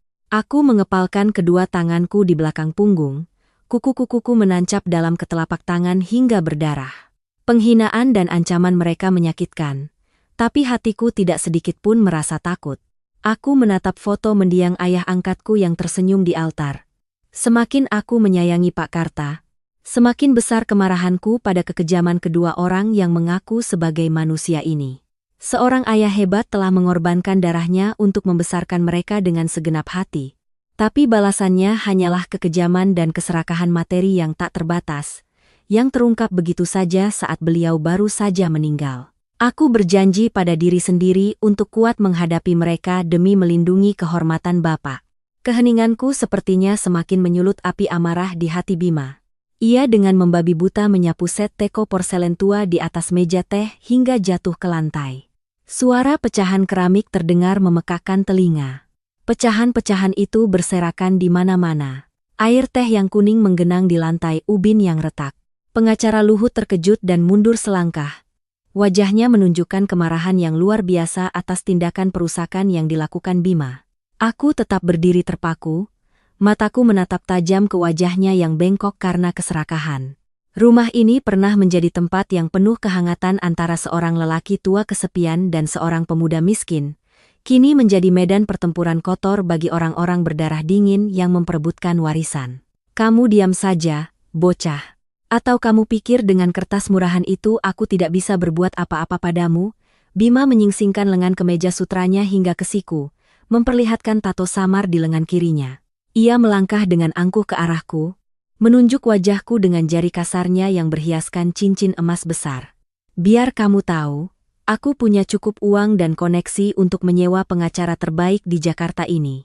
Aku akan menuntutmu ke pengadilan atas tuduhan memanfaatkan orang tua pikun untuk merampas harta secara ilegal. Bersiaplah kamu untuk memakai baju loreng dan membusuk di penjara, anak muda. Aku akan membuatmu berlutut menangis memohon ampun padaku. Dharma berdiri bersandar di bingkai jendela kayu yang berkarat, tersenyum sinis mendukung kakaknya. Kak Bima benar. Saka, kamu masih muda, masa depanmu masih panjang. Jangan karena tergoda umpan lezat yang bukan milikmu, kamu mengorbankan seluruh masa mudamu di balik jeruji besi. Apa yang bisa kamu andalkan untuk melawan kekuatan finansial kami? Sebaiknya kamu sukarela menandatangani surat penolakan hak waris. Kembalikan seluruh sertifikat dan buku tabungan kepada kami. Kami akan dengan murah hati melupakan masalah ini, anggap saja tidak pernah terjadi. Bahkan aku akan memberimu beberapa puluh juta sebagai modal membeli motor baru untuk ngojek. Aku menatap Dharma, senyumnya yang sinis terlihat sangat hina. Mereka menggunakan kekuatan uang dan kekuasaan untuk mengancam, memaksaku mundur. Mereka pikir kurir miskin dari desa sepertiku akan takut gemetar menghadapi ancaman kosong itu. Tapi mereka salah besar. Aku tidak peduli dengan harta sebesar itu. Tapi aku tidak akan membiarkan mereka menginjak-injak wasiat suci Pak Karta. Bapak telah memberikan kepercayaan penuh padaku. Aku harus bertanggung jawab melindunginya sampai akhir. Aku menarik napas dalam-dalam, dengan suara lantang dan tanpa gentar berkata, "Kalian mau menuntut? Silakan saja ke pengadilan. Aku tidak bersalah, tidak takut mati. Aku tidak mencuri, tidak menipu, tidak memaksa Pak Karta menandatangani surat apapun. Surat wasiat ini adalah kehendak bebas beliau yang diakui sah oleh hukum negara. Kalian mengandalkan uang dan kekuasaan untuk memutarbalikkan fakta, menipu dunia. Kalau kalian hebat, panggil saja polisi ke sini, panggil pengadilan ke sini untuk memeriksa. Aku siap berhadapan langsung dengan kalian di pengadilan, tapi aku katakan pada kalian, hukum karma di dunia ini tidak akan membiarkan siapapun lolos. Kalian memperlakukan ayah angkat kalian dengan kejam. Tuhan Maha melihat."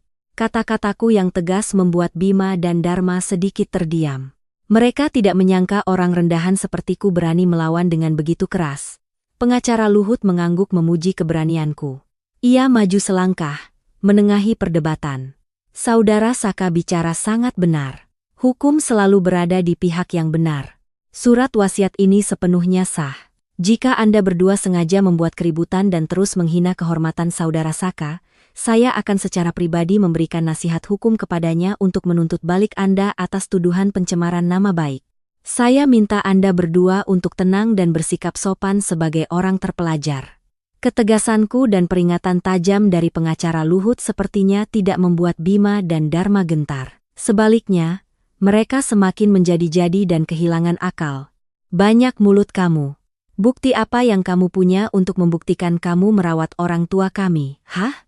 Lihat penampilanmu, untuk makan hari ini saja masih harus khawatir besok. Bagaimana bisa merawat orang lain? Mungkin kamu memberinya makanan murah lalu dengan licik membujuknya menandatangani surat pengalihan nama. Aku tantang kamu untuk memberikan bukti kebersihanmu." Bima mengangguk setuju, kedua tangannya di pinggang menantangku.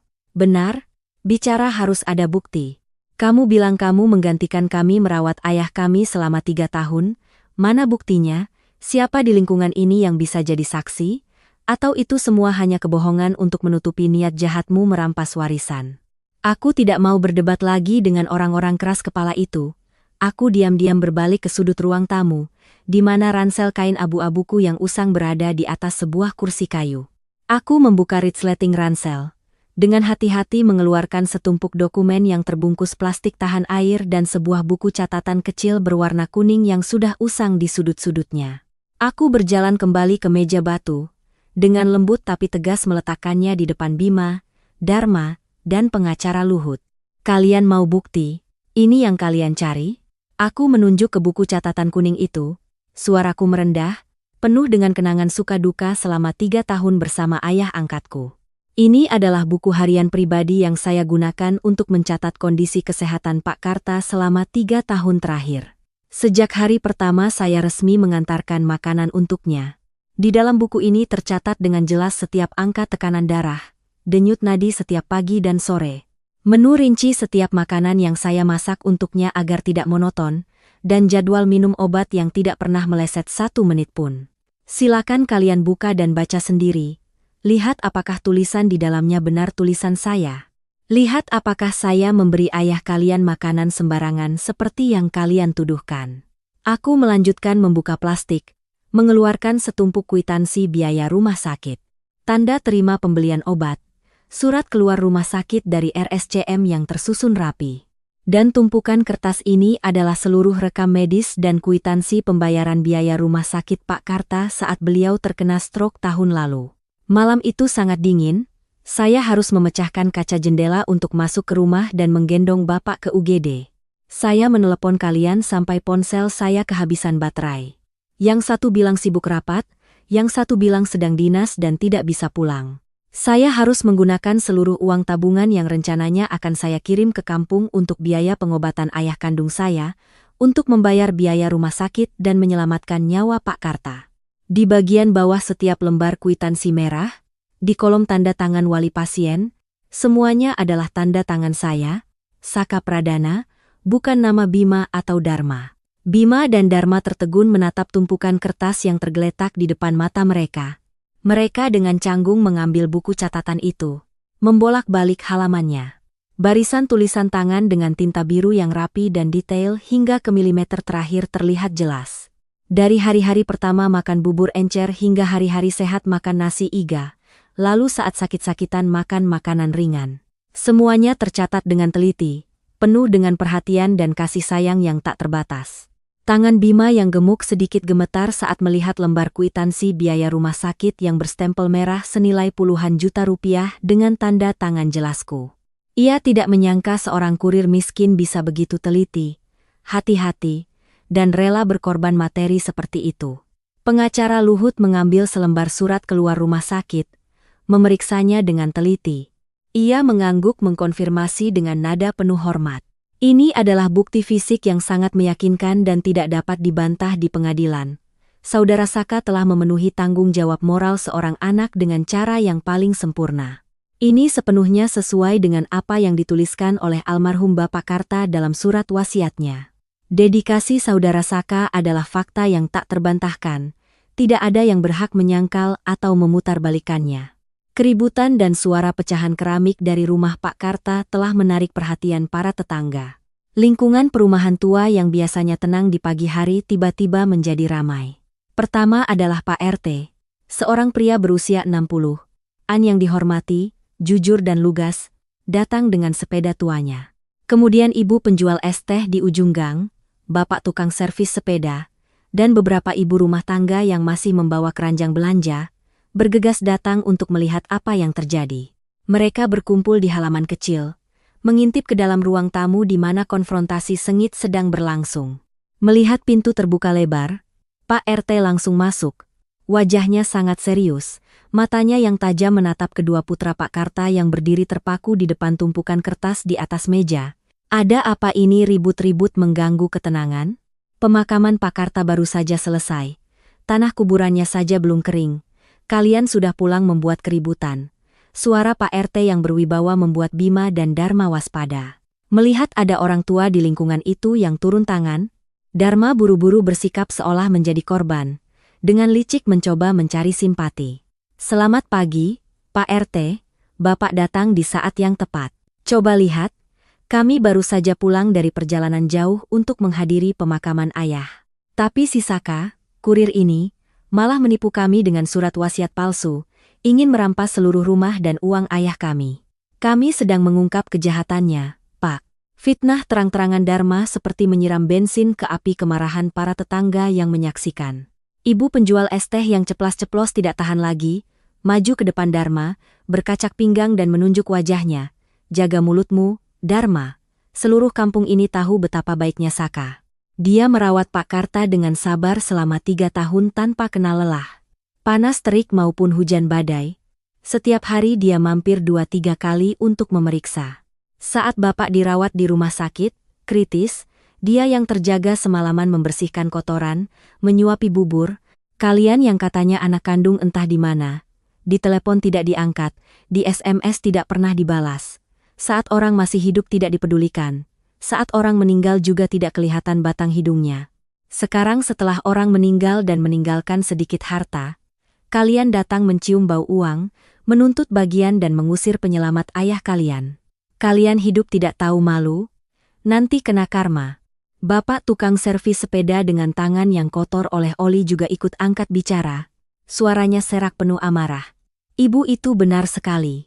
Saya yang bengkelnya di ujung gang, setiap hari melihat Saka berbelanja, membersihkan rumah, mencuci dan menjemur pakaian untuk Bapak. Dia yang mengeluarkan uangnya sendiri untuk membeli peti mati terbaik, memakai ikat kepala berkabung, berlutut menyambut pelayat seperti anak kandung. Coba tanyakan, saat pemakaman itu, di mana kalian berdua? Sekarang urusan sudah selesai baru muncul pamer, mengancam orang baik. Kami di sini meskipun miskin, tapi tidak buta dan tidak tulia. Jangan mentang-mentang punya banyak uang lalu berbuat seenaknya di sini. Kemarahan serentak dari para tetangga seperti gelombang pasang yang menerjang Bima dan Dharma. Mereka dimarahi habis-habisan di depan umum. Topeng moral palsu dan kedurhakaan mereka dilucuti di depan semua orang. Wajah Bima memerah. Ia tidak bisa berkata-kata. Ia terbiasa memerintah bawahannya di perusahaan. Terbiasa menggunakan kekuatan uang untuk membeli koneksi. Tapi di kampung miskin ini, uang kotornya menjadi tidak berguna di hadapan solidaritas dan kebaikan tulus manusia. Pak RT dengan tenang mendekat, menepuk bahuku, mengangguk tersenyum memberiku semangat. Saka, kamu tenang saja. Ada Bapak dan seluruh warga di sini yang akan membela kebenaran. Tidak ada orang sombong yang berani menindas dan merampas hasil kerja kerasmu. Surat wasiat Bapak sudah jelas, transparan, diakui oleh pengacara dan hukum negara, jadi kamu sepenuhnya berhak menerimanya. Mereka yang durhaka, tidak punya hak untuk menuntut apapun dari rumah ini. Dihina oleh para tetangga, dihadapkan pada bukti hitam di atas putih dari buku harian dan tumpukan kwitansi, Bima dan Dharma benar-benar kehilangan argumen. Mereka seperti binatang buas yang terpojok, panik dan marah. Namun, keserakahan materi telah membutakan akal sehat mereka. Harga diri semu sebagai orang kaya tidak memungkinkan mereka untuk menyerah di hadapan seorang kurir miskin dan sekelompok pekerja kasar. Bima menggeretakkan giginya, wajahnya menjadi bengis seperti iblis. Ia mundur selangkah, menunjuk ke sekeliling pada para tetangga yang mengepung ruang tamu. Tutup mulut kalian semua. Ini adalah sengketa internal keluarga kami. Tidak usah kalian rakyat jelata ikut campur. Kalian tahu apa tentang masalah ini? Pasti si Saka ini sudah berjanji akan memberi kalian sedikit uang sehingga kalian semua bersekongkol membelanya, kan? Sekelompok orang bodoh yang serakah. Hinaan kasar Bima membuat kerumunan semakin marah. Bapak tukang servis sepeda yang tidak bisa menahan amarahnya, mengambil sapu lidi di sudut halaman, hendak memukul Bima, tapi Pak RT dengan cepat menahannya. Pak RT menatap tajam ke arah Bima, suaranya yang berwibawa memadamkan niat liarnya. Mas Bima, jangan bicara sembarangan, memfitnah orang baik. Warga di sini hidup dengan rasa kekeluargaan, tidak ada yang mau menerima uang suap kotor dari siapapun. Anda sedang berada di rumah ayah Anda, di depan altar ayah Anda. Sebaiknya Anda sadar diri dan berlutut memohon ampun, jangan membuat arwah almarhum semakin sedih. Dharma yang melihat situasi semakin tegang, takut terjadi perkelahian, buru-buru menarik kakaknya mundur. Tapi Bima sudah benar-benar kehilangan kendali. Ia menyentakkan tangannya, mengeluarkan ponsel pintar terbaru dari sakunya, dan menekan nomor dengan wajah mengancam. Bagus, kalian pikir bisa mengeroyokku karena jumlah kalian banyak? Biar aku telepon polisi, panggil reserse ke sini untuk mengatasi kerumunan yang mengganggu ketertiban ini. Aku akan menggunakan uang untuk menjebloskan penipu ini ke penjara, sekalian membawa kalian semua ke kantor polisi untuk minum teh. Kalian pikir aku takut pada kalian? Ia menempelkan ponsel ke telinganya. Matanya yang memerah menatapku penuh tantangan. Suasana di ruang tamu yang sempit itu tegang hingga nyaris meledak. Para tetangga mulai berbisik-bisik. Beberapa ibu-ibu tampak takut dengan ancaman Bima yang melibatkan pihak berwenang. Bagaimanapun, mereka adalah pengusaha besar, punya uang dan kekuasaan. Jika mereka menggunakan uang untuk menyuap, rakyat kecil seperti mereka bisa mendapat masalah. Aku tetap berdiri diam seperti patung, kedua tangan terkulai di sisi tubuh. Aku tidak merasa takut dengan ancamannya. karena aku percaya pada kebersihanku. Aku hanya merasa sedih yang mendalam. Sedih untuk arwah Pak Karta yang harus menyaksikan pemandangan tragis ini. Kekerasan kepala Bima telah mencapai puncaknya. Ia lebih memilih menghancurkan segalanya, menginjak-injak ikatan ayah anak yang suci daripada melepaskan hartanya. Tepat saat ibu jari Bima hendak menekan tombol panggil di layar ponsel, sebuah suara berat, jelas, dan penuh wibawa terdengar, memotong keributan. "Tolong berhenti, Mas Bima, tidak perlu merepotkan pihak kepolisian." Semua mata tertuju pada pengacara Luhut. Ia berdiri tegak, merapikan jasnya, wajahnya menunjukkan ketenangan yang luar biasa di tengah badai. Ia membuka tas kerjanya sekali lagi. Kali ini ia tidak mengeluarkan dokumen hukum yang kaku, melainkan sebuah amplop berwarna kuning pucat. Amplop itu disegel rapat dengan lem dan stempel merah. "Mohon semuanya tenang. Ini adalah bagian terpenting hari ini." Pengacara Luhut mengangkat amplop itu setinggi mata agar semua orang bisa melihat. Ia menatap tajam ke mata Bima dan Dharma yang terbelalak, suaranya merendah membawa beban berat. "Ini adalah wasiat terakhir. Sebuah surat tulisan tangan rahasia yang ditulis sendiri oleh almarhum Bapak Karta dan dititipkan kepada saya, disimpan dengan aman di brankas bank setahun yang lalu. Klien saya berpesan dengan sangat hati-hati bahwa surat ini hanya boleh dibuka dan dibacakan secara luas jika setelah beliau meninggal. Bima dan Dharma sengaja kembali untuk memperebutkan harta dan menyulitkan saudara Saka. Jika Anda berdua dengan patuh menerima surat wasiat, surat ini akan selamanya dibakar bersama jenazahnya. Tapi sayangnya, Anda berdua telah memilih jalan terburuk, memaksa saya untuk memenuhi janji saya kepada almarhum." Keheningan segera menyelimuti seluruh ruang tamu. Suara gemericik hujan di luar tiba-tiba menjadi sangat jelas dan menyedihkan. Bima tertegun, ibu jarinya yang siaga di layar ponsel perlahan turun. Matanya terpaku pada amplop kuning di tangan pengacara. Sikap arogannya tiba-tiba digantikan oleh kebingungan yang luar biasa. Dharma yang berdiri di sebelahnya juga mundur selangkah, menelan ludah, merasakan firasat akan sesuatu yang sakral namun juga sangat menakutkan akan segera terungkap. Aku berdiri diam di sudut, jantungku berdebar kencang. Setiap kata pengacara seperti gelombang yang menyentuh lubuk hatiku yang terdalam. "Pak Karta, ternyata Bapak sudah mengantisipasi semua hal terburuk yang bisa terjadi setelah Bapak tiada. Bapak sudah tahu sifat serakah dan ketidakpedulian kedua putra yang Bapak besarkan sendiri. Fakta bahwa Bapak harus menyiapkan kartu as terakhir untuk melindungi orang asing sepertiku benar-benar membuat hatiku sakit karena iba." Pak RT dan para tetangga juga menahan napas. Mata semua orang tertuju pada pengacara tua itu dengan keyakinan penuh pada keadilan hukum dan moralitas. Tanpa diperintah, kerumunan itu mundur, menciptakan ruang kosong yang sunyi di tengah ruangan, memberikan seluruh ruang untuk pesan terakhir dari alam baka. Pengacara Luhut memandang sekeliling, matanya berhenti pada dua wajah yang pucat karena tegang milik Bima dan Dharma. Suaranya yang dalam terdengar agung, "Silakan Anda berdua duduk dengan sopan.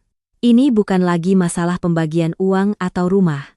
Ini adalah curahan hati yang ditulis oleh ayah kalian dengan sisa-sisa tenaganya. Saya minta Anda berdua untuk mendengarkan dengan seksama dengan seluruh hati nurani sebagai seorang anak."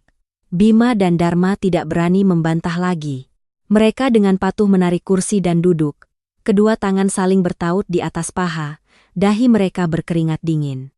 Rasa penasaran bercampur ketakutan akan rahasia masa lalu, membuat mereka kehilangan semua kesombongan sebagai pengusaha sukses. Pengacara Luhut dengan perlahan mengambil pisau kertas dari tasnya.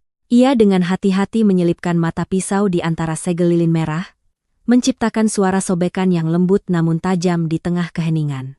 Di dalam amplop itu ada setumpuk kertas folio bergaris yang sudah menguning, dilipat 4 dengan sangat rapi. Goresan tinta pulpen biru yang sudah sedikit pudar oleh waktu, menunjukkan tulisan tangan yang gemetar, khas orang tua yang sakit-sakitan. Memegang tumpukan kertas tipis itu di tangannya, pengacara Luhut sedikit mendorong kacamatanya, menyesuaikan pandangannya.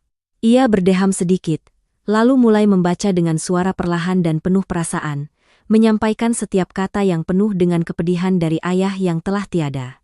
Untuk Bima dan Dharma, kedua putraku tercinta, hanya satu kalimat pembuka sederhana itu sudah cukup membuat hidungku perih. Tidak ada dendam, tidak ada celaan, Pak Karta masih memanggil mereka dengan sebutan, "Putraku tercinta," dengan penuh pengampunan. Bima menundukkan kepalanya dalam-dalam ke meja, menghindari tatapan semua orang, sementara Dharma menggigit bibir bawahnya hingga hampir berdarah untuk menahan emosi yang meluap. Pengacara Luhut menarik napas dalam-dalam, melanjutkan membaca baris-baris yang basah oleh keringat dan air mata Pak Karta. Ayah menulis surat ini saat kaki ayah bengkak dan sakit hingga tidak bisa berjalan lagi, dan batuk yang tak henti-hentinya setiap malam membuat dada ayah terasa mau pecah. Ayah tahu sisa waktu ayah di dunia ini tidak lama lagi. Ketika kalian mendengar kata-kata ini dari pengacara Luhut, mungkin ayah sudah tersenyum, berbaring tenang di samping makam ibu kalian di alam sana. Ayah hanya berharap kalian tenang sejenak untuk mendengarkan curahan hati orang tua pikun ini untuk yang terakhir kalinya. Seluruh ruangan hening, hanya terdengar suara hujan dan isak tangis tertahan dari para ibu tetangga. Bima dan Dharma, ada rahasia yang sebenarnya ingin ayah bawa sampai mati, tapi ayah takut jika tidak diungkapkan, kalian akan karena keserakahan materi menyakiti orang-orang yang tidak bersalah.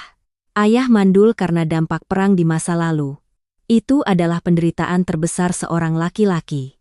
Tapi sebagai gantinya, Tuhan membawa ibu kalian ke dalam kehidupan ayah yang kelam. Ibu kalian adalah wanita yang paling luar biasa. Dia membawa serta 2 anak yang tampan, yaitu kalian, untuk menyalakan kembali harapan hidup ayah. Ayah mencintai ibu kalian dengan segenap jiwa, dan ayah juga bersumpah pada diri sendiri akan menyayangi dan membesarkan kedua anak tirinya lebih dari darah daging ayah sendiri. Suara pengacara Luhut tiba-tiba tercekat. Ia harus berhenti sejenak untuk menelan rasa sesak di tenggorokannya sebelum membaca bagian terpenting dari surat itu. Pasti kalian selalu bertanya-tanya, dari mana ayah dulu mendapatkan uang miliaran rupiah untuk modal Bima mendirikan perusahaan dan untuk Dharma melanjutkan studi ke luar negeri. Dulu ayah berbohong pada kalian dan juga pada ibu kalian, bahwa ayah beruntung menang besar di pasar saham. Kenyataannya tidak seperti itu, anak-anakku. Gaji pensiunan rendahan seperti ayah mana mungkin punya uang miliaran. Untuk mendapatkan uang sebanyak itu agar kalian bisa mewujudkan impian kalian, ayah diam-diam pulang ke kampung halaman di Jawa Tengah. Ayah dengan berat hati, diam-diam menjual tanah warisan leluhur yang paling berharga dari kakek nenek buyut keluarga kita. Itu adalah tanah kelahiran ayah, tempat pemujaan leluhur keluarga. Ayah menjual tanah pusaka itu, menanggung dosa durhaka pada leluhur, hanya untuk menukarnya dengan masa depan cerah bagi kedua anak yang bukan sedarah daging denganku. Terdengar seruan kaget dari para tetangga. Pak RT terbelalak, terkejut dengan pengorbanan luar biasa dari tetangganya yang tampak begitu sederhana. Bima dan Dharma benar-benar membeku di kursi mereka. Wajah mereka berubah-ubah, dari merah padam menjadi pucat pasi. Tangan Bima gemetar hebat, ia meremas-remas ujung kemeja mahalnya. Mereka tidak pernah menyangka bahwa fondasi kesuksesan gemilang mereka saat ini dibangun di atas tanah pusaka, darah, dan daging leluhur seorang ayah tiri. Kebenaran yang telanjang dan menyakitkan ini menghantam telak kesombongan dan ketidakberterimaan kasih mereka. Ruangan itu diselimuti kesedihan yang tak terbatas. Pengacara Luhut dengan hati-hati membalik ke halaman kedua. Tulisan tangan Pak Karta di halaman ini tampak lebih gemetar dan pudar, seolah luntur oleh air mata yang jatuh di tengah malam yang sunyi. Ayah menceritakan rahasia ini bukan untuk menuntut balas budi atau meminta kalian membayar hutang materi pada ayah. Cinta seorang ayah untuk anak-anaknya selalu tanpa syarat, tidak pernah membutuhkan balasan atau perhitungan untung rugi. Ayah menyembunyikan riung kankai tidin matalot laipi proh mayak hailukluk rusuk penni bun kuno. Ayah ingin kalian terbang tinggi dengan sayap yang paling bebas. Tapi anak-anakku, sejak ibu kalian meninggalkan ayah, rumah ini menjadi sangat dingin dan menakutkan. Makanan yang ayah masak, hanya ayah sendiri yang makan menghadap dinding kosong. Malam-malam saat ayah batuk dan sesak napas, ayah sangat merindukan panggilan ayah, merindukan sebuah tangan yang mengusap punggung dan menuangkan segelas air hangat. Ayah menelepon kalian, mendengar suara kalian yang ketus bilang sedang sibuk rapat. Hati ayah sangat sakit tapi ayah tidak berani menyalahkan kalian sedikit pun. Ayah tahu kehidupan modern di luar sana sangat keras. Tekanan uang membebani pundak pria sebagai kepala keluarga seperti kalian. Pohon besar harus merentangkan dahannya jauh-jauh. Burung yang sudah berbulu harus meninggalkan sarangnya mencari makan. Ayah hanya menyalahkan diri sendiri yang sudah tua dan tidak berguna, menjadi beban bagi langkah kemajuan kalian. Suara pengacara Luhut terdengar rendah, bergema hingga ke sudut tergelap hati nurani manusia. Para wanita di sekeliling sudah mulai menyeka air mata mereka dengan ujung baju. Ayah akan segera menutup mata. Harta benda di dunia ini pada akhirnya hanyalah benda fana. Saat mati tidak ada yang bisa membawa sekeping koin pun ke liang lahat. Ayah hanya berpesan satu hal kepada kalian berdua, Bima dan Dharma. Sekaya apapun kalian harus tetap menjaga kebaikan hati sebagai manusia. Kalian berdua harus saling menyayangi, saling membantu di saat sulit. Jangan karena uang yang tidak bernyawa, kalian kehilangan ikatan keluarga, menginjak-injak moralitas sebagai manusia. Jangan biarkan keserakahan membutakan akal sehat dan menghancurkan kehormatan keluarga. Pesan terakhir Pak Karta dalam surat itu tidak berisi kemarahan atau kutukan, melainkan hati yang lapang dan agung dari seorang orang tua.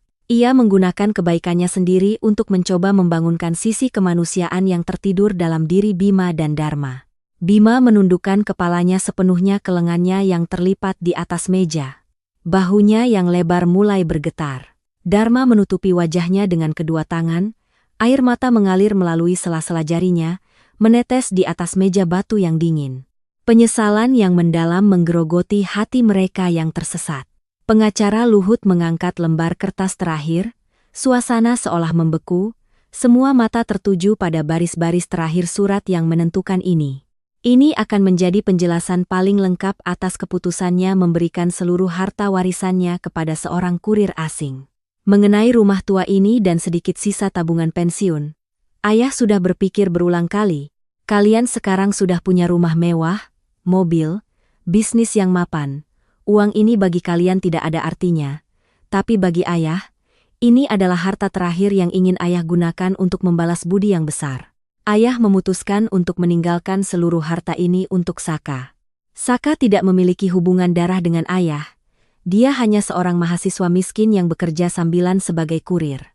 Tapi selama 3 tahun terakhir, justru anak miskin itulah yang telah memberi ayah kehangatan sebuah keluarga sejati.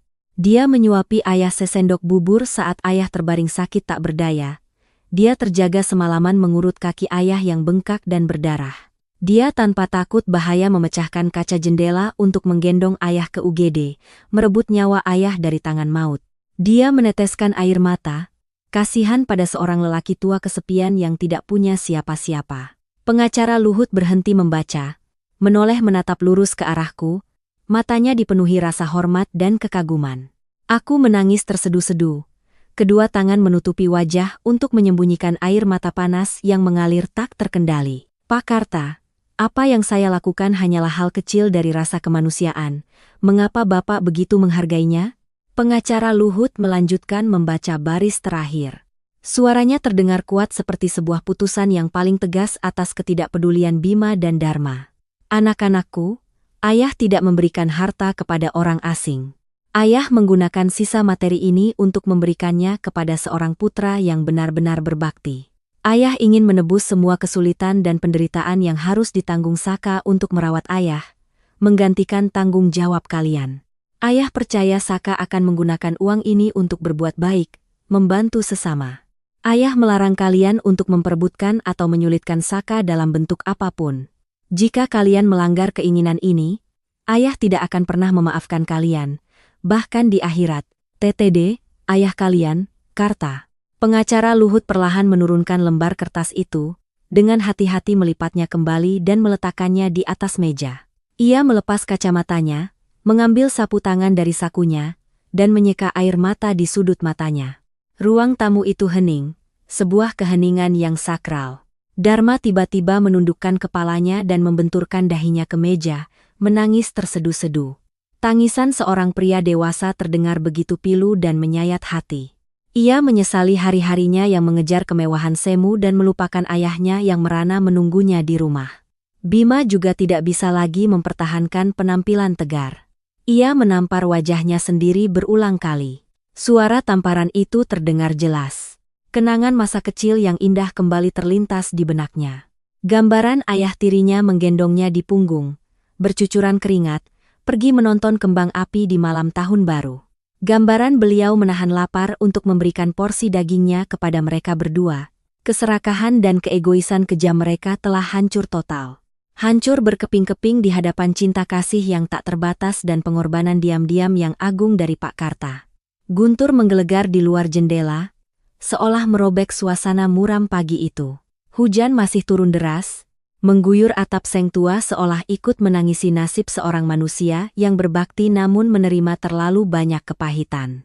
Di dalam ruang tamu yang sempit, waktu seolah berhenti. Dharma menundukkan kepalanya ke meja marmer yang dingin. Bahunya yang kurus bergetar tak terkendali. Isak tangisnya bergema di antara empat dinding, terdengar sangat pilu dan menyayat hati. Ia teringat masa kecilnya yang sakit-sakitan. Punggung kurus ayah tirinya yang menggendongnya berjalan kaki puluhan kilometer di jalanan berlumpur di tengah malam hujan gerimis untuk membawanya ke puskesmas. Pria itu telah terjaga berhari-hari, memeluknya untuk menghangatkannya, memberikan satu-satunya mangkuk bubur daging di rumah agar ia cepat sembuh. Tapi ketika ia dewasa dan memiliki jabatan, ia malah berpaling dari penyelamat hidupnya dengan begitu saja. Bima duduk di samping adiknya, matanya merah dan bengkak. Tangan besarnya mencengkeram tepi meja hingga buku-buku jarinya memutih. Tamparan yang baru saja ia layangkan ke wajahnya sendiri meninggalkan bekas merah yang bengkak. Tapi rasa sakit fisik itu tidak ada apa-apanya dibandingkan dengan luka di hati nuraninya yang kini menganga. Ia adalah seorang pengusaha sukses, berjaya di dunia bisnis, bangga menghasilkan puluhan miliar setiap tahun, tapi sekarang, ia tiba-tiba sadar bahwa seluruh kerajaan bisnisnya dibangun di atas tanah pusaka, di atas pengorbanan diam-diam yang luar biasa dari ayah tua yang selama ini ia remehkan. Rasa malu, penyesalan yang terlambat, meluap seperti banjir, menyapu bersih semua topeng kesombongan yang biasa ia kenakan. Para tetangga yang menyaksikan pemandangan itu juga diam-diam menyeka air mata. Kemarahan yang membara di hati mereka sepertinya telah berganti dengan rasa iba yang sunyi.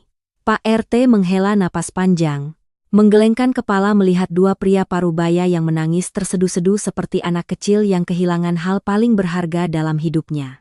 Kesadaran Bima dan Dharma memang sangat terlambat. Ayah mereka yang baik hati telah selamanya terbaring di bawah tanah yang dingin.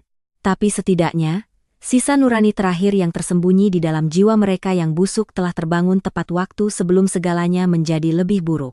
Arwah Pak Karta mungkin juga merasa sedikit terhibur melihat air mata penyesalan yang tulus jatuh untuknya. Setelah beberapa saat, membiarkan air mata membersihkan semua dosa dan keserakahan yang membutakan, Bima perlahan mengangkat wajahnya. Matanya bengkak, keruh karena kelelahan dan penyesalan yang mendalam. Ia menyeka air mata asin di pipinya dengan lengan kemeja sutranya yang mahal, lalu dengan gemetar bersandar pada meja untuk berdiri. Kakinya seolah kehilangan semua kekuatannya. Ia berjalan terhuyung-huyung ke arah pengacara Luhut yang berdiri diam di sudut ruangan. Tidak ada lagi kesombongan seperti saat pertama kali ia masuk. Bima menangkupkan kedua tangannya di depan dada, membungkuk dalam-dalam dengan sikap paling hormat. Suaranya serak, terputus-putus karena isak tangis dari dalam tenggorokannya. Pak pengacara, izinkan saya memegang surat dari ayah saya ini sebentar. Saya janji tidak akan merusaknya. Pengacara Luhut menatap lurus ke mata Bima yang memohon, lalu mengangguk setuju.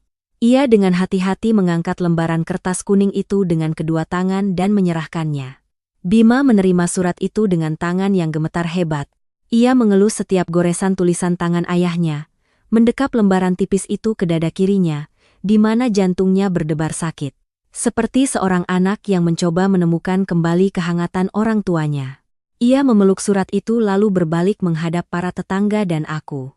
Bima menarik napas dalam-dalam, dengan lantang menyatakan setiap kata dengan jelas dan tegas di tengah ruang tamu.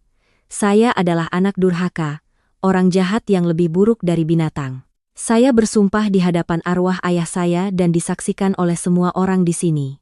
Mulai saat ini, kami berdua secara resmi melepaskan semua niat untuk menuntut atau memperebutkan harta ini. 3 miliar rupiah atau rumah ini, kami selamanya tidak pantas menerimanya, bahkan sebutir batu bata pun. Semuanya milik Saka, sesuai dengan wasiat suci ayah saya. Pernyataan Bima seperti lonceng yang membuyarkan suasana tegang, menghilangkan semua kecurigaan dan kebencian dari kerumunan. Suasana yang mencekam sepanjang pagi itu benar-benar mereda. Para tetangga mulai berbisik-bisik, tatapan mereka pada Bima dan Dharma tidak lagi tajam, melainkan dipenuhi rasa pengertian. Mereka memahami bahwa penyesalan tulus dari kedua orang yang tersesat itu telah sedikit meredakan kemarahan mereka. Dharma juga terhuyung-huyung berdiri, berjalan ke samping kakaknya. Dua pria parubaya dengan penampilan yang menyedihkan itu melangkah berat ke sudut ruangan, di mana aku berdiri diam memeluk ransel berisi buku harian tua. Aku menatap lurus ke mata mereka, tidak lagi melihat penghinaan, keserakahan, atau tatapan beringas. Kini, jauh di dalam mata mereka, hanya tersisa rasa malu dan penyesalan yang tak terhingga. Ketika jarak hanya tinggal beberapa langkah, Bima dan Dharma serentak berhenti.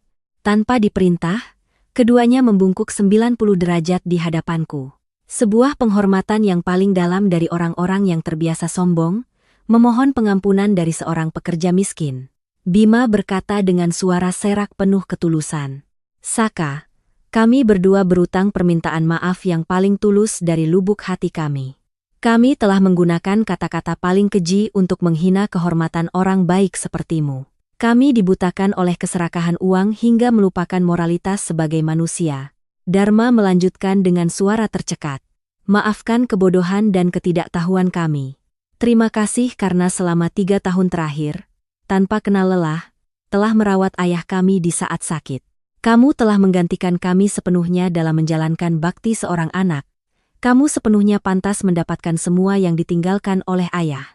Melihat dua pria yang usianya pantas menjadi pamanku itu menangis dan membungkuk di hadapanku, hatiku terasa sesak. Kemarahan dan kekecewaan dalam diriku tiba-tiba lenyap, digantikan oleh rasa lega dan pengertian. Aku bergegas maju, menahan bahu mereka, membantu mereka berdiri tegak. Mataku juga memerah. Air mata membasahi pipi. Aku menatap mereka dengan lembut dan berkata dari lubuk hati. Jangan begini, Mas. Orang yang sudah meninggal tidak bisa hidup kembali. Pak Karta di alam sana pasti tidak ingin melihat keluarganya saling membenci. Beliau menulis surat ini hanya berharap agar kalian sadar dan hidup lebih baik. Kalian sudah menyadari kesalahan kalian. Itu adalah hadiah bakti yang paling berarti untuk almarhum ayah. Saya percaya arwah Pak Karta sekarang bisa tersenyum damai di alam sana. Semua masalah hukum dan perselisihan yang bising berakhir dengan damai di luar dugaan. Setelah hari pembacaan wasiat yang menentukan itu, pengacara Luhut dengan tulus membantuku menyelesaikan semua prosedur administrasi untuk balik nama rumah dan pengalihan buku tabungan 3 miliar rupiah di bank. Memegang harta sebesar itu di tangan, aku sama sekali tidak berpikir untuk membeli pakaian mewah, mobil mahal, atau membangun rumah megah di kampung untuk menikmati hidup mewah. Aku selalu mengingat pesan terakhir dalam surat rahasia Pak Karta. Beliau berharap aku menggunakan uang ini untuk membantu sesama, membuka tangan untuk menolong nasib-nasib yang kurang beruntung. Setelah menyisihkan sebagian kecil untuk dikirim ke kampung halaman agar ibu bisa membiayai operasi transplantasi ginjal untuk ayah, aku memutuskan untuk menggunakan sisa uangnya untuk mewujudkan keinginan luhur itu. Aku merobohkan dinding tua, menyewa tukang untuk merenovasi seluruh rumah sederhana itu menjadi sebuah rumah makan yang layak, bersih, dan lapang. Sebuah papan nama besar berwarna hijau dengan tulisan emas, Warung Cahaya Budi, dipasang dengan megah di depan gerbang. Itu adalah tempat yang menyediakan makan siang dan makan malam gratis, penuh gizi, untuk para lansia sebatang kara. Orang-orang yang tidak beruntung, pemulung, penjual koran di sekitar kota, tidak hanya menyediakan makanan hangat, Warung Cahaya Budi juga menjadi tempat bagi para lansia untuk datang minum teh, bermain catur, dan mengobrol untuk mengurangi rasa sepi di usia senja. Beberapa bulan setelah dibuka, Warung Cahaya Budi selalu ramai dengan tawa dan kehangatan. Para hadirin sekalian, menutup perjalanan yang penuh emosi dari Warung Cahaya Budi, tentu kita semua terdiam sejenak untuk merasakan ikatan yang begitu suci antara orang-orang yang tidak memiliki hubungan darah. Kisah Saka dan Pak Karta bukan sekadar tentang balasan materi, melainkan sebuah penegasan kuat bahwa kehangatan keluarga tidak hanya dibangun oleh darah, tetapi juga oleh kebaikan dan rasa syukur yang tulus. Melalui detail-detail yang penuh ironi namun juga sangat manusiawi ini, kita menyadari pelajaran mendalam tentang pilihan dalam hidup, Uang dan ketenaran bisa memberikan kemewahan luar, tetapi ketidakpedulian dan keegoisan hanya akan membawa pada jiwa yang miskin dan kesepian. Jangan menunggu sampai orang yang kita cintai tiada baru kita mengucapkan kata penyesalan, karena saat itu, semua air mata sudah terlambat. Cara kita bersikap terhadap sesama adalah ukuran sejati dari nilai kehidupan kita. Jika kita tahu cara memberi cinta tanpa pamrih, kehidupan dengan sendirinya akan menumbuhkan bunga kebahagiaan yang paling indah sebagai balasannya. Mungkin melalui kisah ini, kita menyadari bahwa nilai terbesar seorang manusia tidak terletak pada saldo di rekening bank atau rumah-rumah mewah, melainkan pada jejak cinta yang kita tinggalkan di hati orang lain. Pak Karta telah menggunakan seluruh hidupnya untuk berkorban bagi anak-anak yang tidak sedarah dengannya. Dan pada akhirnya, ia menemukan penghiburan dari seorang asing yang memiliki jiwa yang sefrekuensi. Itu adalah siklus karma yang indah, di mana kebaikan selalu menemukan pelabuhan yang damai. Marilah kita hidup sedemikian rupa sehingga saat kita menutup mata, kita tidak perlu menyesali kata-kata yang belum terucap atau tindakan yang belum sempat diberikan.